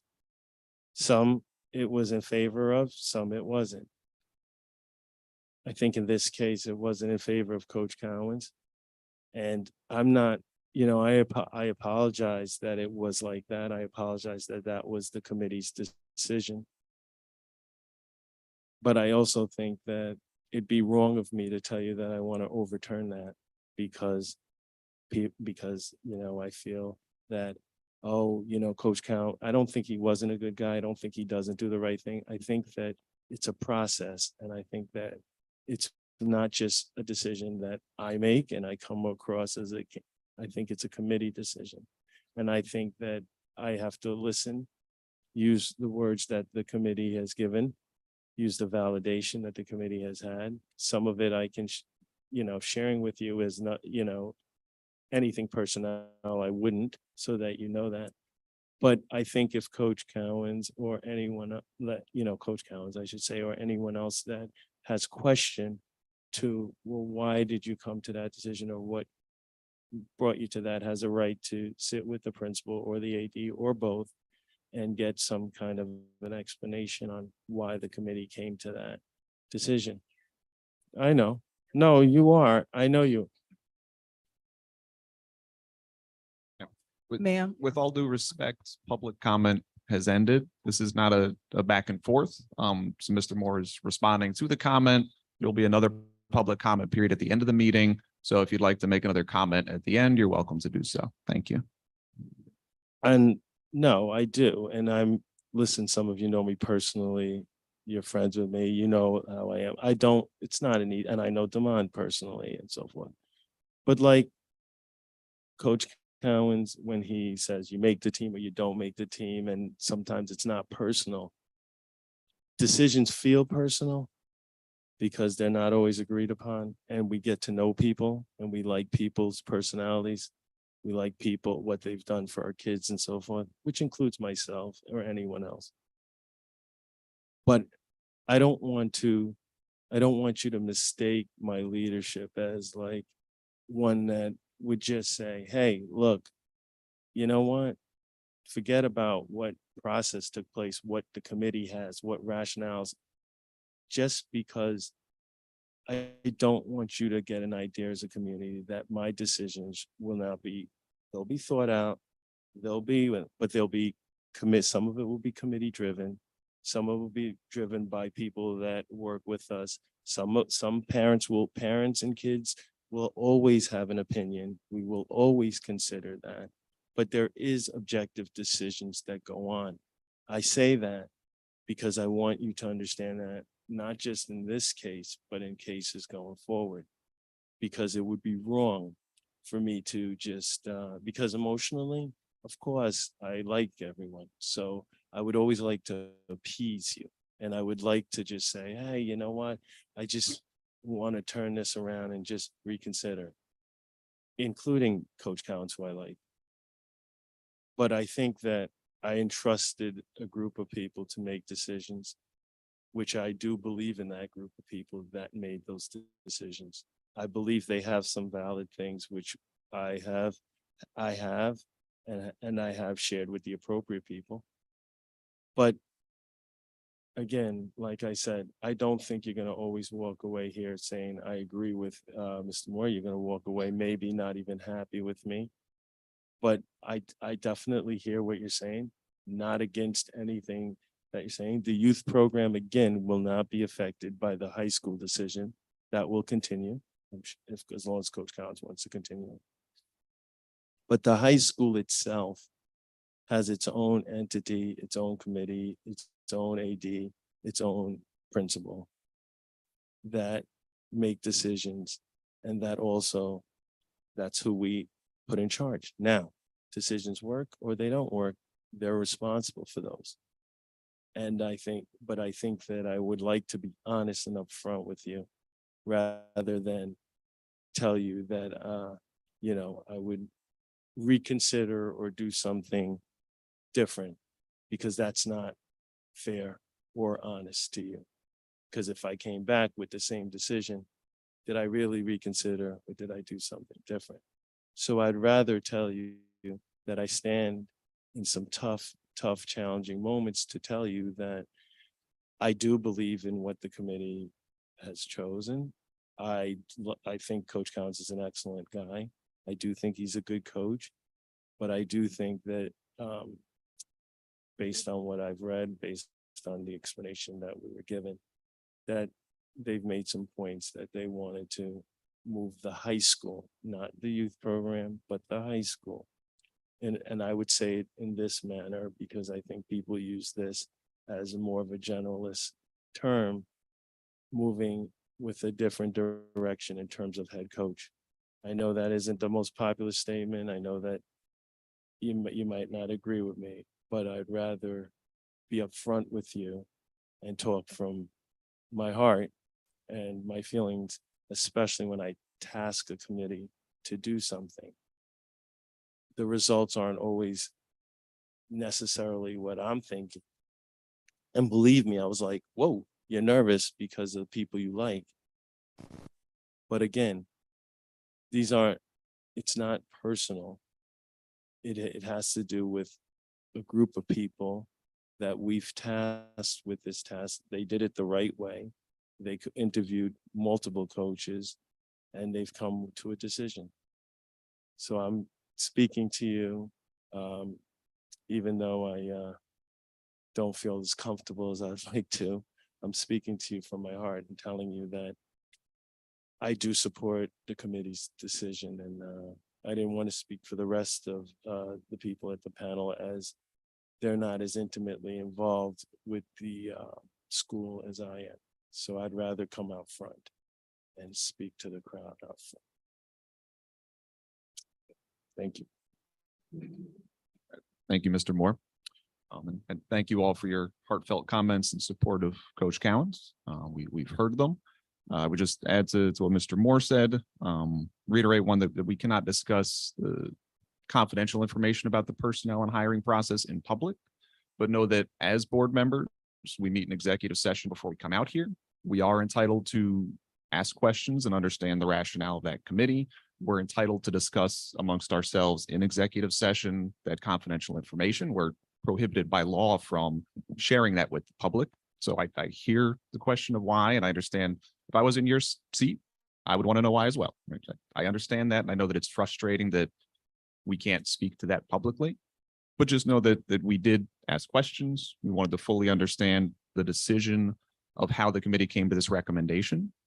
And given their support for the recommendation and then Mr. Moore's support for it, that's what informs our decision as a board of how we'll ultimately vote on it. But just know that we did hear you, and we do not take this decision lightly, and we do not come to these meetings just to rubber stamp things and to act without knowing what's going on. So did either of my colleagues want to say anything briefly?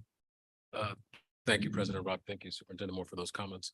Let me just say too, I would adjourn myself and go to the podium to speak briefly. Coach Collins has also coached my two sons, And so I have tremendous respect and admiration for Coach Cowens and Coach Bingo, who coached my third grader, and Coach Ed, who coached my kindergartner. So the reality is, these decisions, as a board member, these decisions are, there are a lot of decisions that come up, right? Every board meeting, appointments, terminations. And we don't, as board members, have the benefit of the particulars and granularity, as Mr. Rock alluded to. And if we did, that might make it, as Mr. Moore alluded to, inherently political, right? And so they're not political. The board does not do operations, the board does governance. The board has to respect the process of the impaneled superintendent and the committees under him and the schools who have to make decisions, and typically not then involve itself in that. Otherwise, and this is just my perspective, the process would then inherently be convoluted, inherently corrupt, inherently swayed one way or the other. And so the reality is that despite my true admiration, true respect for Coach Cowens, the impact that he had on my two sons, as a duly elected board member, to respect the process that the district has in place about how it does its hiring process, and believe that those impounded in a committee make a decision based on whatever factors they have, what's in the best interest of whatever decision they've been entrusted to make.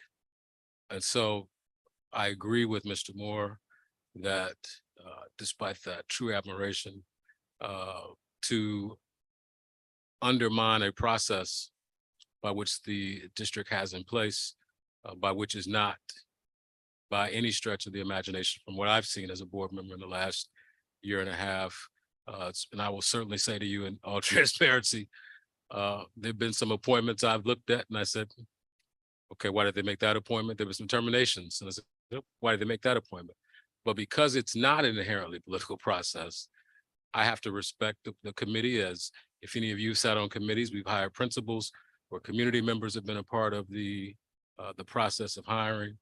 And as such, when those things come up, if there's nothing that gives me pause with respect to that process, on the recommendation of the superintendent, I affirm those decisions as a board member, which is what the community expects us to do, or expects, I shouldn't say us, expects me to do as a duly elected member. And so it's never easy. It's never easy, but I just wanted to adjourn myself as a board member to speak about just the integrity, the caliber of the individual of Coach Cowens, and just the tremendous respect, Coach, I have for you. I just wanted to share that.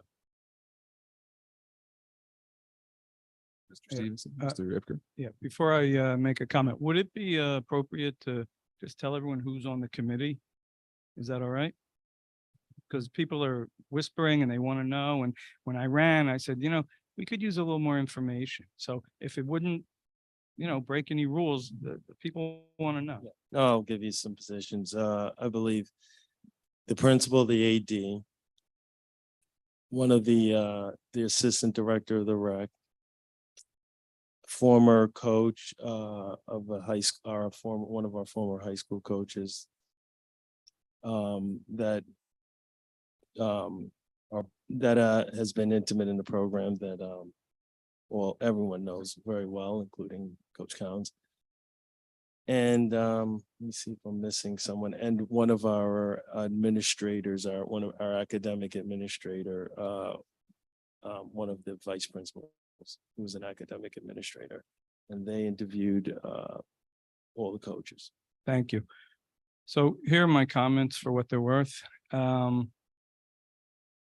What Mr. Stevenson said is, so much of it is correct. I mean, can you imagine if where you work, there are committees that study an issue and then vote on it and then pass on the recommendation, and someone says, we're not going to do that. there would be chaos. I don't know much about the basketball program. So I have to have some confidence in the committee, but greater confidence in the superintendent. Now, I'm just going to speak bluntly. I took a lot of heat when I voted for Mr. Moore because he didn't have enough experience, or he didn't have the right experience, or people just didn't like him for political reasons. I took a lot of heat for that, and I didn't care because I knew he was a good man and I knew he was going to be a great man. And I stand by that vote, and I'm very proud of it. So now the first time that he has to make a difficult decision, I can't just say, yeah, forget what Moore says. We're going to go a different way. I can't do it. We have to have respect in and confidence in our leaders. And Mr. Moore's opinion weighs heavily with me. And that's it. That's what I wanted to say. Thank you, Mr. Ipker. At this point, we will then move on to our resolutions. May I have a motion to approve the personnel items A1 through 12? So moved. Thank you, Mr. Stevenson. Is there a second? Second. Thank you, Mr. Ipker. I want to first congratulate the following retiree, Miss Jennifer Schroeder, a basic skills teacher at St. Cloud Elementary, for her 25 years of service. Thank you all for the service to the West Orange students and our school community. Best wishes to you on behalf of the board, and welcome to the club where every day is Saturday. Is there any other discussion on personnel items? All right, then hearing none, Ms. Flowers, please take the roll call. Mr. Ipker, Yes. Mr. Stevenson, Yes. President Rock. Yes. Thank you. May I have a motion to approve the curriculum and instruction items V1 through 8? So moved. Thank you, Mr. Stevenson. Is there a second? Second. Thank you, Mr. Ipker. Is there any discussion on the matter? Hearing none, Ms. Flowers, please take the roll call. Mr. Ipker, Yes. Mr. Stevenson, Yes. President Rock. Yes. Thank you. Next, may I have a motion to approve the finance items, special services items A1 through 9, and business office items B1 through 16? So moved. Thank you, Mr. Stevenson. Is there a second? Yes. Thank you, Mr. Ipker. Is there any discussion on the matter? All right, hearing none, Ms. Flowers, would you take the roll, please? Mr. Ipker. Yes. Mr. Stevenson, Yes. President Rock. Yes. Thank you. All right, and finally, may I have a motion to approve item D, HIB reports, items 1 through 2? There is no. Yeah. There was no Well, current, but The report that there are no HIB incidents. Okay. So moved. Thank you. Is there a second? Yes. Thank you, Mr. Ipker. Is there any discussion? Ms. Flowers, please take the roll. Mr. Ipker, Yes. Mr. Stevenson, For clarification, the record stipulates there is no report, correct? correct. And it's referencing the report that we're just having to approve from June 12th, but there are no current reports for this time period. Yes. Okay, thank you, Mr. Stevenson and President Rock. Yes. Thank you. All right. Thank you very much. I just wanted to actually rewind to the business office items for one moment, because we did have a donation that came in from the Kelly PTA for a 65-inch Samsung Smart TV and wall mount. So thank you to the PTA for that donation to our school and to our students. All right. With that, we will move on to the petitions and hearings of citizens for any agenda or non-agenda items that you wish to discuss. You will have 3 minutes to speak. Please approach the podium at this time and state your name, address for the record. Thank you.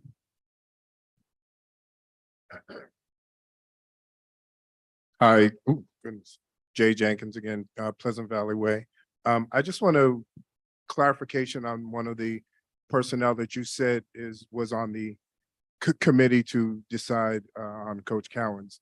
I want you to be aware, if you're not, the person that is in the recreation is one of the people that has hired someone who siphons your ball players to go to Seton Hall Prep. So it's political right off the bat. If you're not aware of that, you should be. I had that same conversation with both the principal and the AD to nothing. So what you say is not political, I don't believe it. point in fact, and Mr. Thin even mentioned the person's name. Senator Cody. Senator Cody coaches he coaches and takes those kids and siphons them. I didn't mean, I don't want to, but that's what happens. It's a fact. And he can say what he wants. I've known him for years. But this is what, when you say that it's not political, I've had conversations with both AD and the principal and know what's going on because I've seen that happen. So it's hard for me to stand here to believe that you say that. I'm just saying, just be aware. No, and you say that the rec program will still go on, it will be shut down. Your kids, like Elliot Cadeau, the Nasir Cunninghams from West Orange, they're all gone. Just know that as you're saying this now, they're all gonna go. That's all. Vicki Jenkins, I just want to say, I do appreciate, Mr. Moore, what you said about being in such a difficult situation, because it's a blessing and a curse to be part of this community and be on the board. And I do appreciate that. And I do appreciate what you said. But what you said, I'm sorry, I don't know your name. Oh, wait, I have one question. Isn't there another board member? Two more? We have two who are not present tonight, Ms. Okay. Tunnicliffe and Vice So President. how does Huerta. that vote happen? It's just automatic that they vote the way you would vote? So we have a Gotcha. public meeting as long as we have a quorum. Gotcha. Quorum is Okay. 3 of 5. So I do disagree with what you said, because in a committee, the reason why you have a committee and then you have a board is for checks and balances. So I work in a different district, and I'm very happy to say you guys behave much better. But that being said, there's a reason for it. And I know that you cannot discuss personnel. And I do appreciate everything you guys said. It does feel like a rubber stamp. I'm not gonna lie, it does. And I made a point to tell people, please come out. Your voice does matter. And it does feel like a rubber stamp. And I get it. You cannot talk about personnel. And I get the positions that some of you are in. The rec program, I said when I stood up here, I know it's not part of the high school, but you have a coach that's doing a feeder. He can keep doing it. Why would he? Not because he doesn't care. Of course he cares, but he's taking time away from his wife, his family. He doesn't make any money off that. I mean, so he's doing it to better his program. So I hear what you're saying. I appreciate your loyalty to your committee, but I question it at the same time, because it is your jobs to ask those tough questions. And it's tough for you, Mr. Moore, because you are friends. So you don't want to feel like you're leaning in one direction. And I get that. And this is your first decision. Well, not your first, but you know what I mean? I get it. And I respect you for that. And I've always heard good things about you. And it's not going to be like, okay, I've lost confidence in you. I get it. At the same time, you can sit up here and say it's not political. My husband is talking about the rec person, not necessarily Senator Cody, of who puts it in place. So I'm just going to clarify for him. But that committee, everybody has an agenda. I mean, you can't say that people don't have an agenda. Of course they have an agenda. So I hope your decision is the right one. I know my kid is going to go home crying. I know a lot of people are going to go home crying. I hope this works in your favor. I am disappointed. Doesn't mean I lose confidence in you, but I really think that you guys as a board, yes, your committee is there for a reason, but it's up to you guys to have checks and balances. That's all I'm going to say. Thank you. I just need to piggyback Leslie Cleveland, 12 Slime Avenue in West Orange off of Jay. My boys, Vance and Vincent, were friends with Kyrie, and they played at Roosevelt Middle. And Kai was coached by Senator Cody. Did he go to the high school? He went to Seton Hall Prep.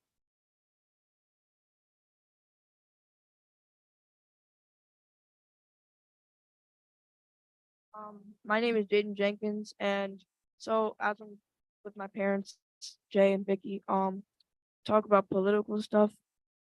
With you guys talking about the process to hire coaches and stuff, right after Coach Cowens got released of his duties or whatever, there was already another coach signed. So I just want to know, and I think we all want to know how that happened and how there was already another coach. Thank you.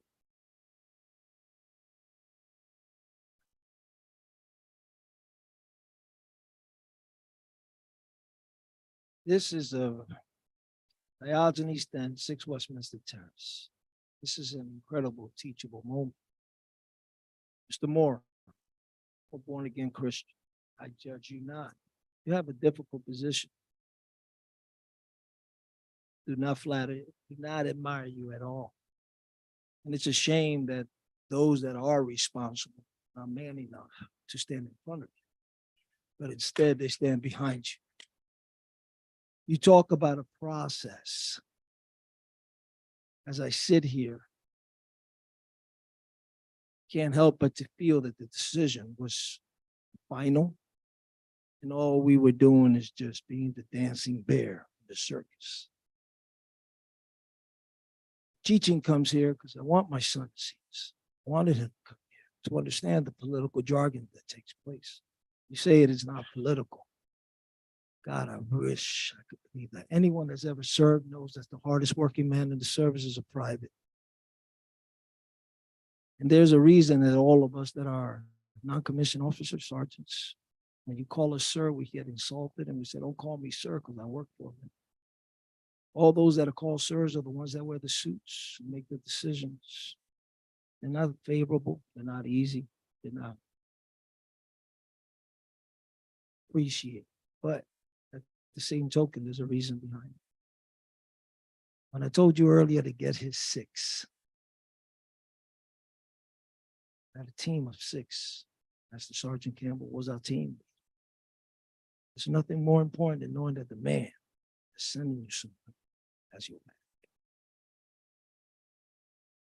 And it's a shame that you talk about a process, but a decision was made. I came here hoping that everyone in this room could possibly convince you otherwise. I find myself disheartened, discouraged, and I just hope that your decision eventually, inevitably, will make us look back at it and say, maybe they saw something we didn't. But until that moment happens, everyone else, there's a slogan in Yugoslavia that said the horse doesn't care who comes first, only the ones that ride their backs. That man did all the hard work. Now everybody's going to reap the reward of riding his back. Just ain't right. And I can't help but to feel that it is politically motivated by those that are not even in the forefront, by those that are just in the shadows, but we clearly know who they are. I don't envy you. I don't envy you at all. And I do not judge you. Thank you very much.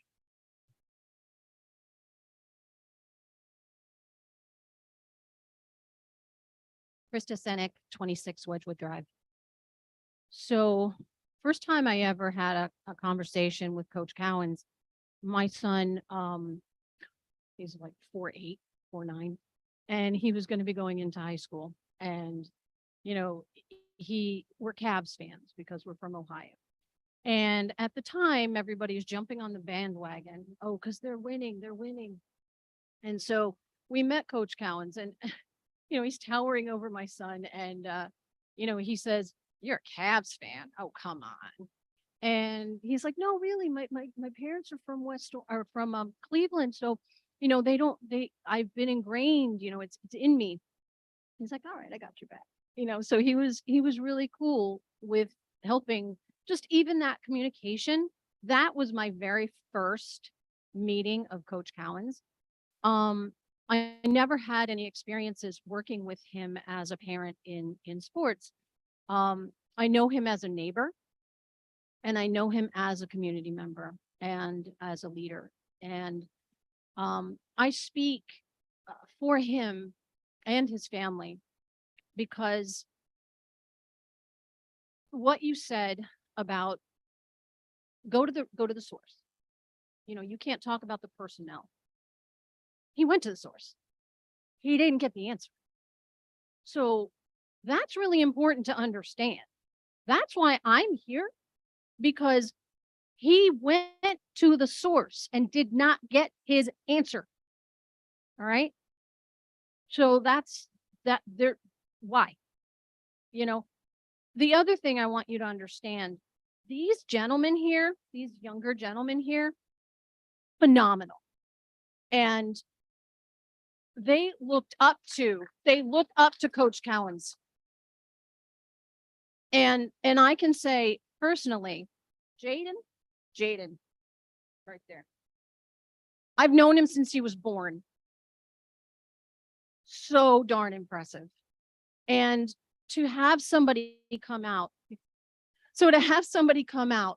and speak, and these gentlemen to come out and speak on his behalf says something, because they could be anywhere else tonight, right? So think about that. Thanks.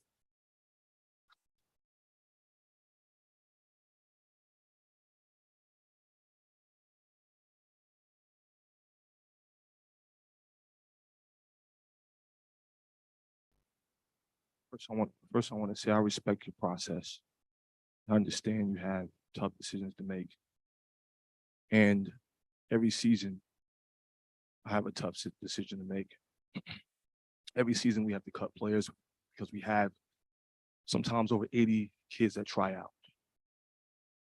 And if the way I felt, and I'm being emotional, the way I feel like I'm being treated as if I was a coach that cut players and didn't give them any type of feedback, didn't provide any type of anything for them to get better, for them to leave with some dignity. You're cut, you're done. That's what this feels like as a coach that has not been giving at least enough respect and dignity to just speak to me and say, Coach, here are the reasons. Had I had evaluations for the last 2 years, I would have been able to say, okay, I can kind of see how this is going. You've given me some insight. You've given me some ways of improvement. Or Coach, this is some of the weaknesses that we see. I never received that. Now, I go back to that difficult decision every season. We got to stare the kids in their eyes, and I take them one by one, and I give them some encouragement. I tell them, listen, this is the reason why you didn't make the team. I give them a reason why. So if they go back to their parents and parents say, did the coach explain to you what happened? Or they can look their parent in the eye and said, you know what? The coach, gave me good reason.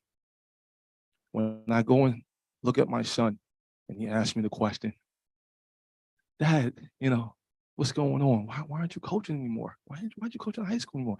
I can't look my son in the eye and give him a valid reason.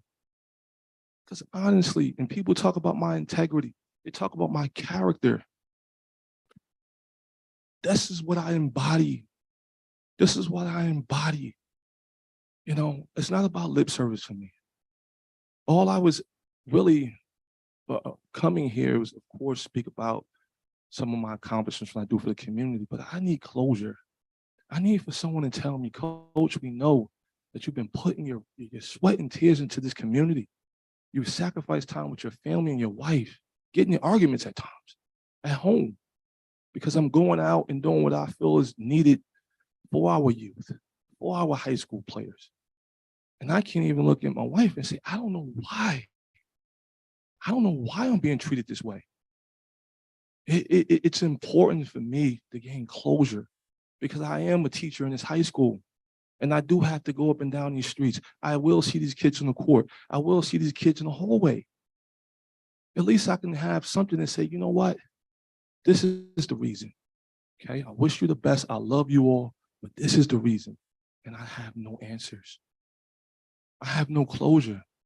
And if I was just a coach sitting here looking to collect a check, then I probably wouldn't matter. Because I would just see this as a job, just making some money. But that's not this. This is my heart. This community I love.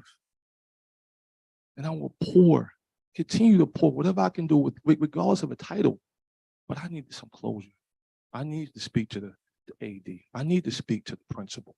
I need for them to tell me, what is it that I could have done and what happened with this process? I was a protege, I was a protege of one of the committee members. He recommended me to become the head coach. And after he recommended me to be the head coach, of course, with Mr. Moore, I approved that recommendation. I'm still like I said, I'm here for closure because I care. I care about these kids. I care about the youth. I care about this community. So I'm asking and I'm requesting, I would like to have a meeting for someone to tell me, what is it? Was it my record? Did I do something to the kids? Was it somebody that formed a complaint tell me something? Going in new direction, that means nothing to me. I don't even understand what that means. So I would like for someone to explain what does that mean going new direction? We are right now on a momentum going up. Now, if it's a momentum going down, coach, you know what? You lost the last 4 seasons. And this is we had to make a new direction. Okay, I get that. I understand that. But that is not the case with what's happening now. More than ever, I'm gonna say this again. The community and the kids are excited to come to the high school. I've had several meetings with parents, several, individual and group. And the complaints came in that, the inconsistencies of our school system sometimes would deter them from bringing their kids here to the school. And I would say, listen, I went to private school and I'm here to teach as a public school teacher. And I believe in this school. I believe in the curriculum. I believe in the staff. I believe in administrators. Listen, trust me. We're here. We got your kid. We're here. I just need closure. I just need closure.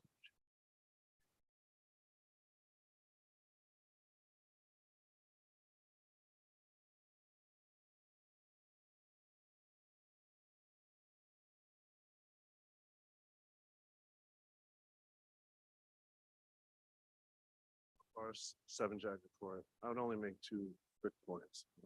One, maybe 3. One, I'm an employment lawyer. I counsel employers about terminations, hard decisions every day. The two things that jump out at me here are the thing he alluded to most, lack of process, right? No one should come to their last day of employment not knowing why they got fired.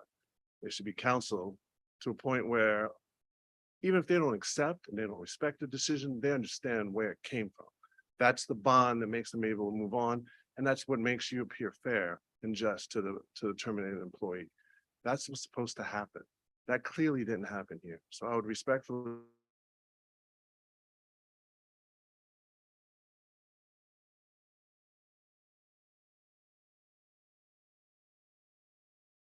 say, as I see it, people appoint committees to make recommendations. The decision is being made here today to terminate this man. The committee made a recommendation. They should have told him, these are the weaknesses. These are your strengths. On balance, we don't think you may be the next coach of West Orange because of these reasons. That process wasn't followed. That process wasn't done. And it wasn't done throughout his employment as it should have been, rightfully so. People should not come to their last day of employment wondering, how did this happen? And I would super respectfully say, how does the coach of the year come to this day where he's being fired? I can't agree with that. I can't co-sign that. Not even as a friend or admirer of this man, but as a lawyer, I'm like, how could you fire someone who has no idea why they're being fired, who wasn't told during the process? It's a process. It's supposed to be just, it's supposed to be fair. And that justness and fairness makes someone walk and leave, even with a decision they strongly disagree with. They can say, it was told to me, I didn't believe it, I didn't respect it, I didn't like it, but I had to eat it, I had to accept it. You're not giving us in this community something we can all accept. So I would say respectfully to each and every board member here today, you owe it to this man and to this community to reconsider that, to tell your board, we heard from the community, please go back, please reconsider some other things. If it comes back wrongly, and then give him the process that he deserves. Yes, sir. I just want you to understand something.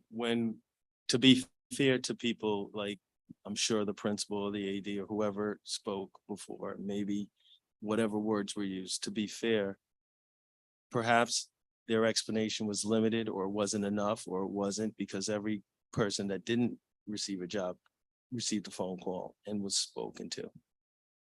If there is details that anyone needs, like Coach Cowan said, he's welcome to have a meeting with the AD and the principal and discuss it. However, if they're not here to say whether they said, what reasons they said, they're not, to be fair. But I get it and I understand what people are saying, but let me say this.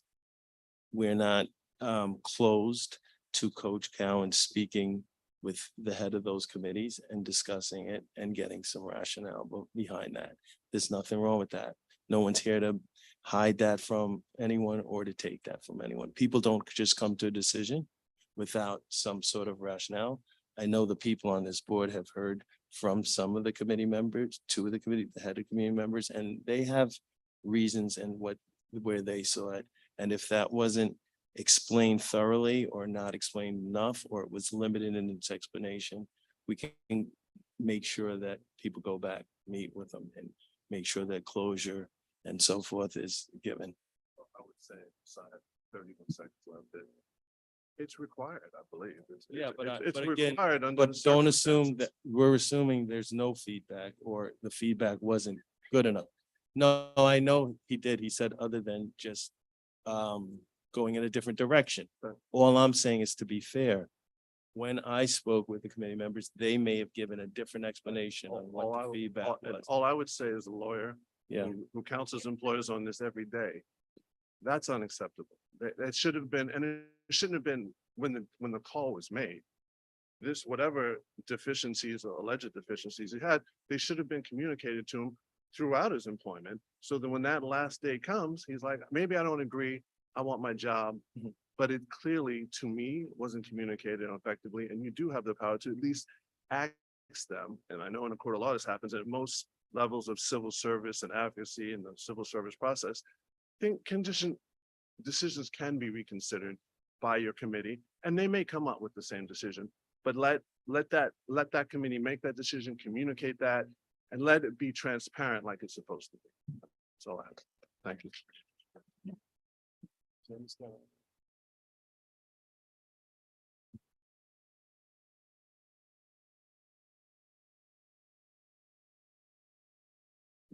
Hi, Randy Forrest, Jagger Court. My husband just spoke. He's a lawyer in the family. He's going to tell you about the law. I'm the business major. I majored in leadership and change management. And we're here teaching our kids a lesson as well as raising our voices because we believe it's the right thing to do. But in my studies, I work at Fortune 100 companies my whole career. I hire people, I train people. Unfortunately, sometimes I terminate people. And there is a process to that. And a lot of that comes from my learning in school and in real life. And what I see here is a failure in leadership. Forget about the law stuff. That's all great. There was a process failure here. Leadership comes every day of the year when you have people who work for you, who you tutor, who you teach, right? Clearly something's wrong. And so my hope is that you all, as the board, go back to your committees and all the VPs and all the people here, and you work on the leadership and the culture of leadership so that we continue to produce and have great employees who love working here and continue to do the great things that Coach Cowan has already done. Thank you.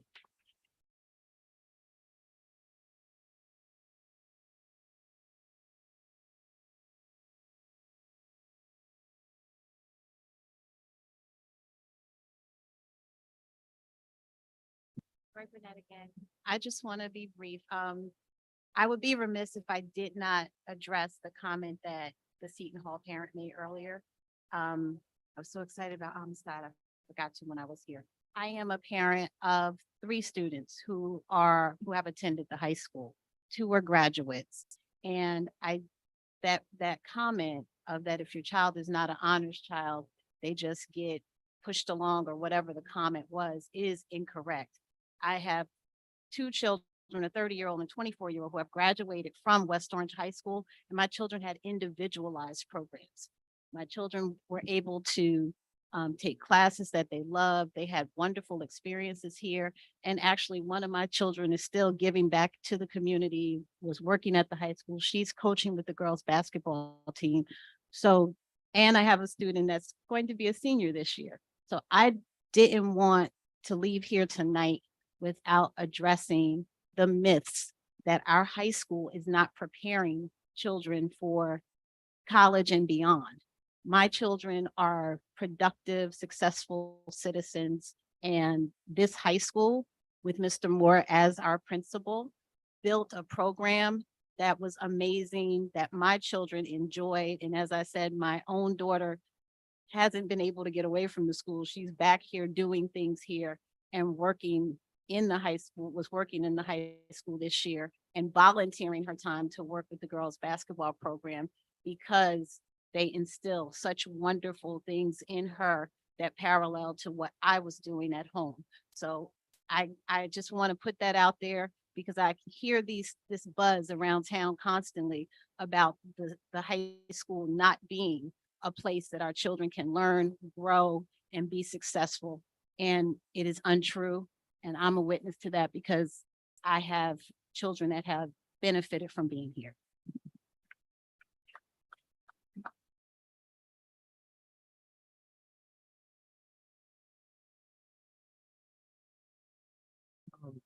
Jaden, then here again, I'm just saying that as other parents have said before, you have not told Coach Damon, what he needs to work on. And if you don't tell him what he has to work on or how he can improve on what he's doing, how would you expect him to get better? Because without letting him know, he has no clue on what to work on or what you find wrong with what he's doing. That's all.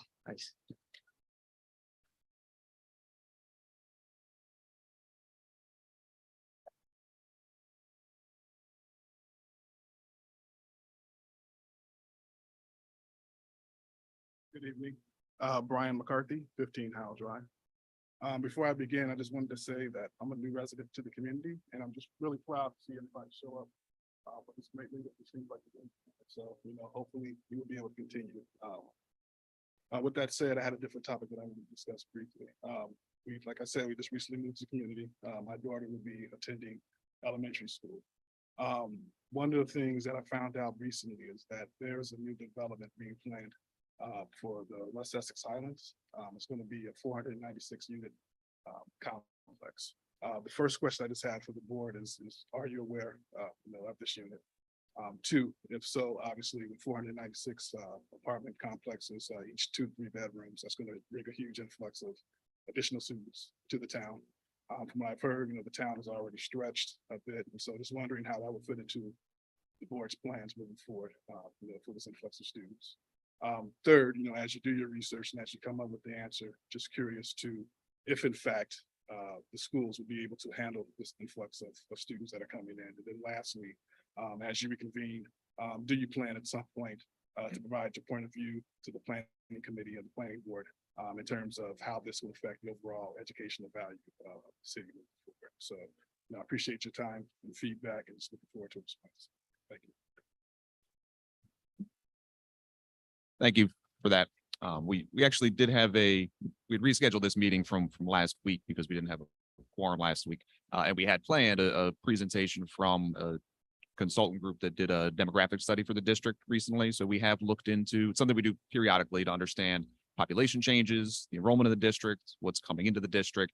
Ms. Flowers, we're at some point going to reschedule that. Yeah, so we will have a presentation to more thoroughly go into that. But we've been able to read through it. So kind of the short version, without getting into too much detail, is that yes, the schools are crowded. However, there is additional capacity. And when we look at apartment complexes like that, they do not tend to bring in many students. They bring in some. But looking at the apartment complexes that exist already in West Orange, in the study, they showed that somewhere around 0.1 to 0.2, 10 to 20% of those units have a student that comes into the district, which is different from a single family home that's built where something like 50 to 60% of those end up having a student that comes into the district. So while it will have an impact, and we will plan for that impact and how we're going to accommodate that over the next few years while it comes online, it'll be a small impact and one that at this point we anticipate being able to accommodate. But that demographic study is ongoing, right? We will revisit that I live in town too, so I know they talk about development quite a bit. I've seen some of these planning board meetings. So we do keep our finger on that pulse. We do talk with them and with the city council about some of those decisions. Ultimately, it's not our decision whether to approve it, but we do share what we know about it with them. We share the demographic study with them so they're aware of what's going on. And just want to thank you for that and let you know that we are aware. We're keeping an eye on it. Thanks. Is there any other public comment? And thank you all for attending tonight. Our next, I didn't do that yet. Hold on. Thank you very much. Our next regular board meeting will be held at 6:30 PM on August 28th, 2023. The meeting will be held in the West Orange High School Library Media Center. We will not be going back into executive session after the close of this meeting. There will be no further business discussed and no additional action will be taken. May I have a motion to adjourn? Thank you, Mr. Stevenson. Is there a second? Second.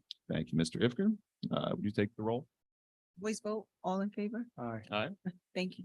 Now I can bang the gavel.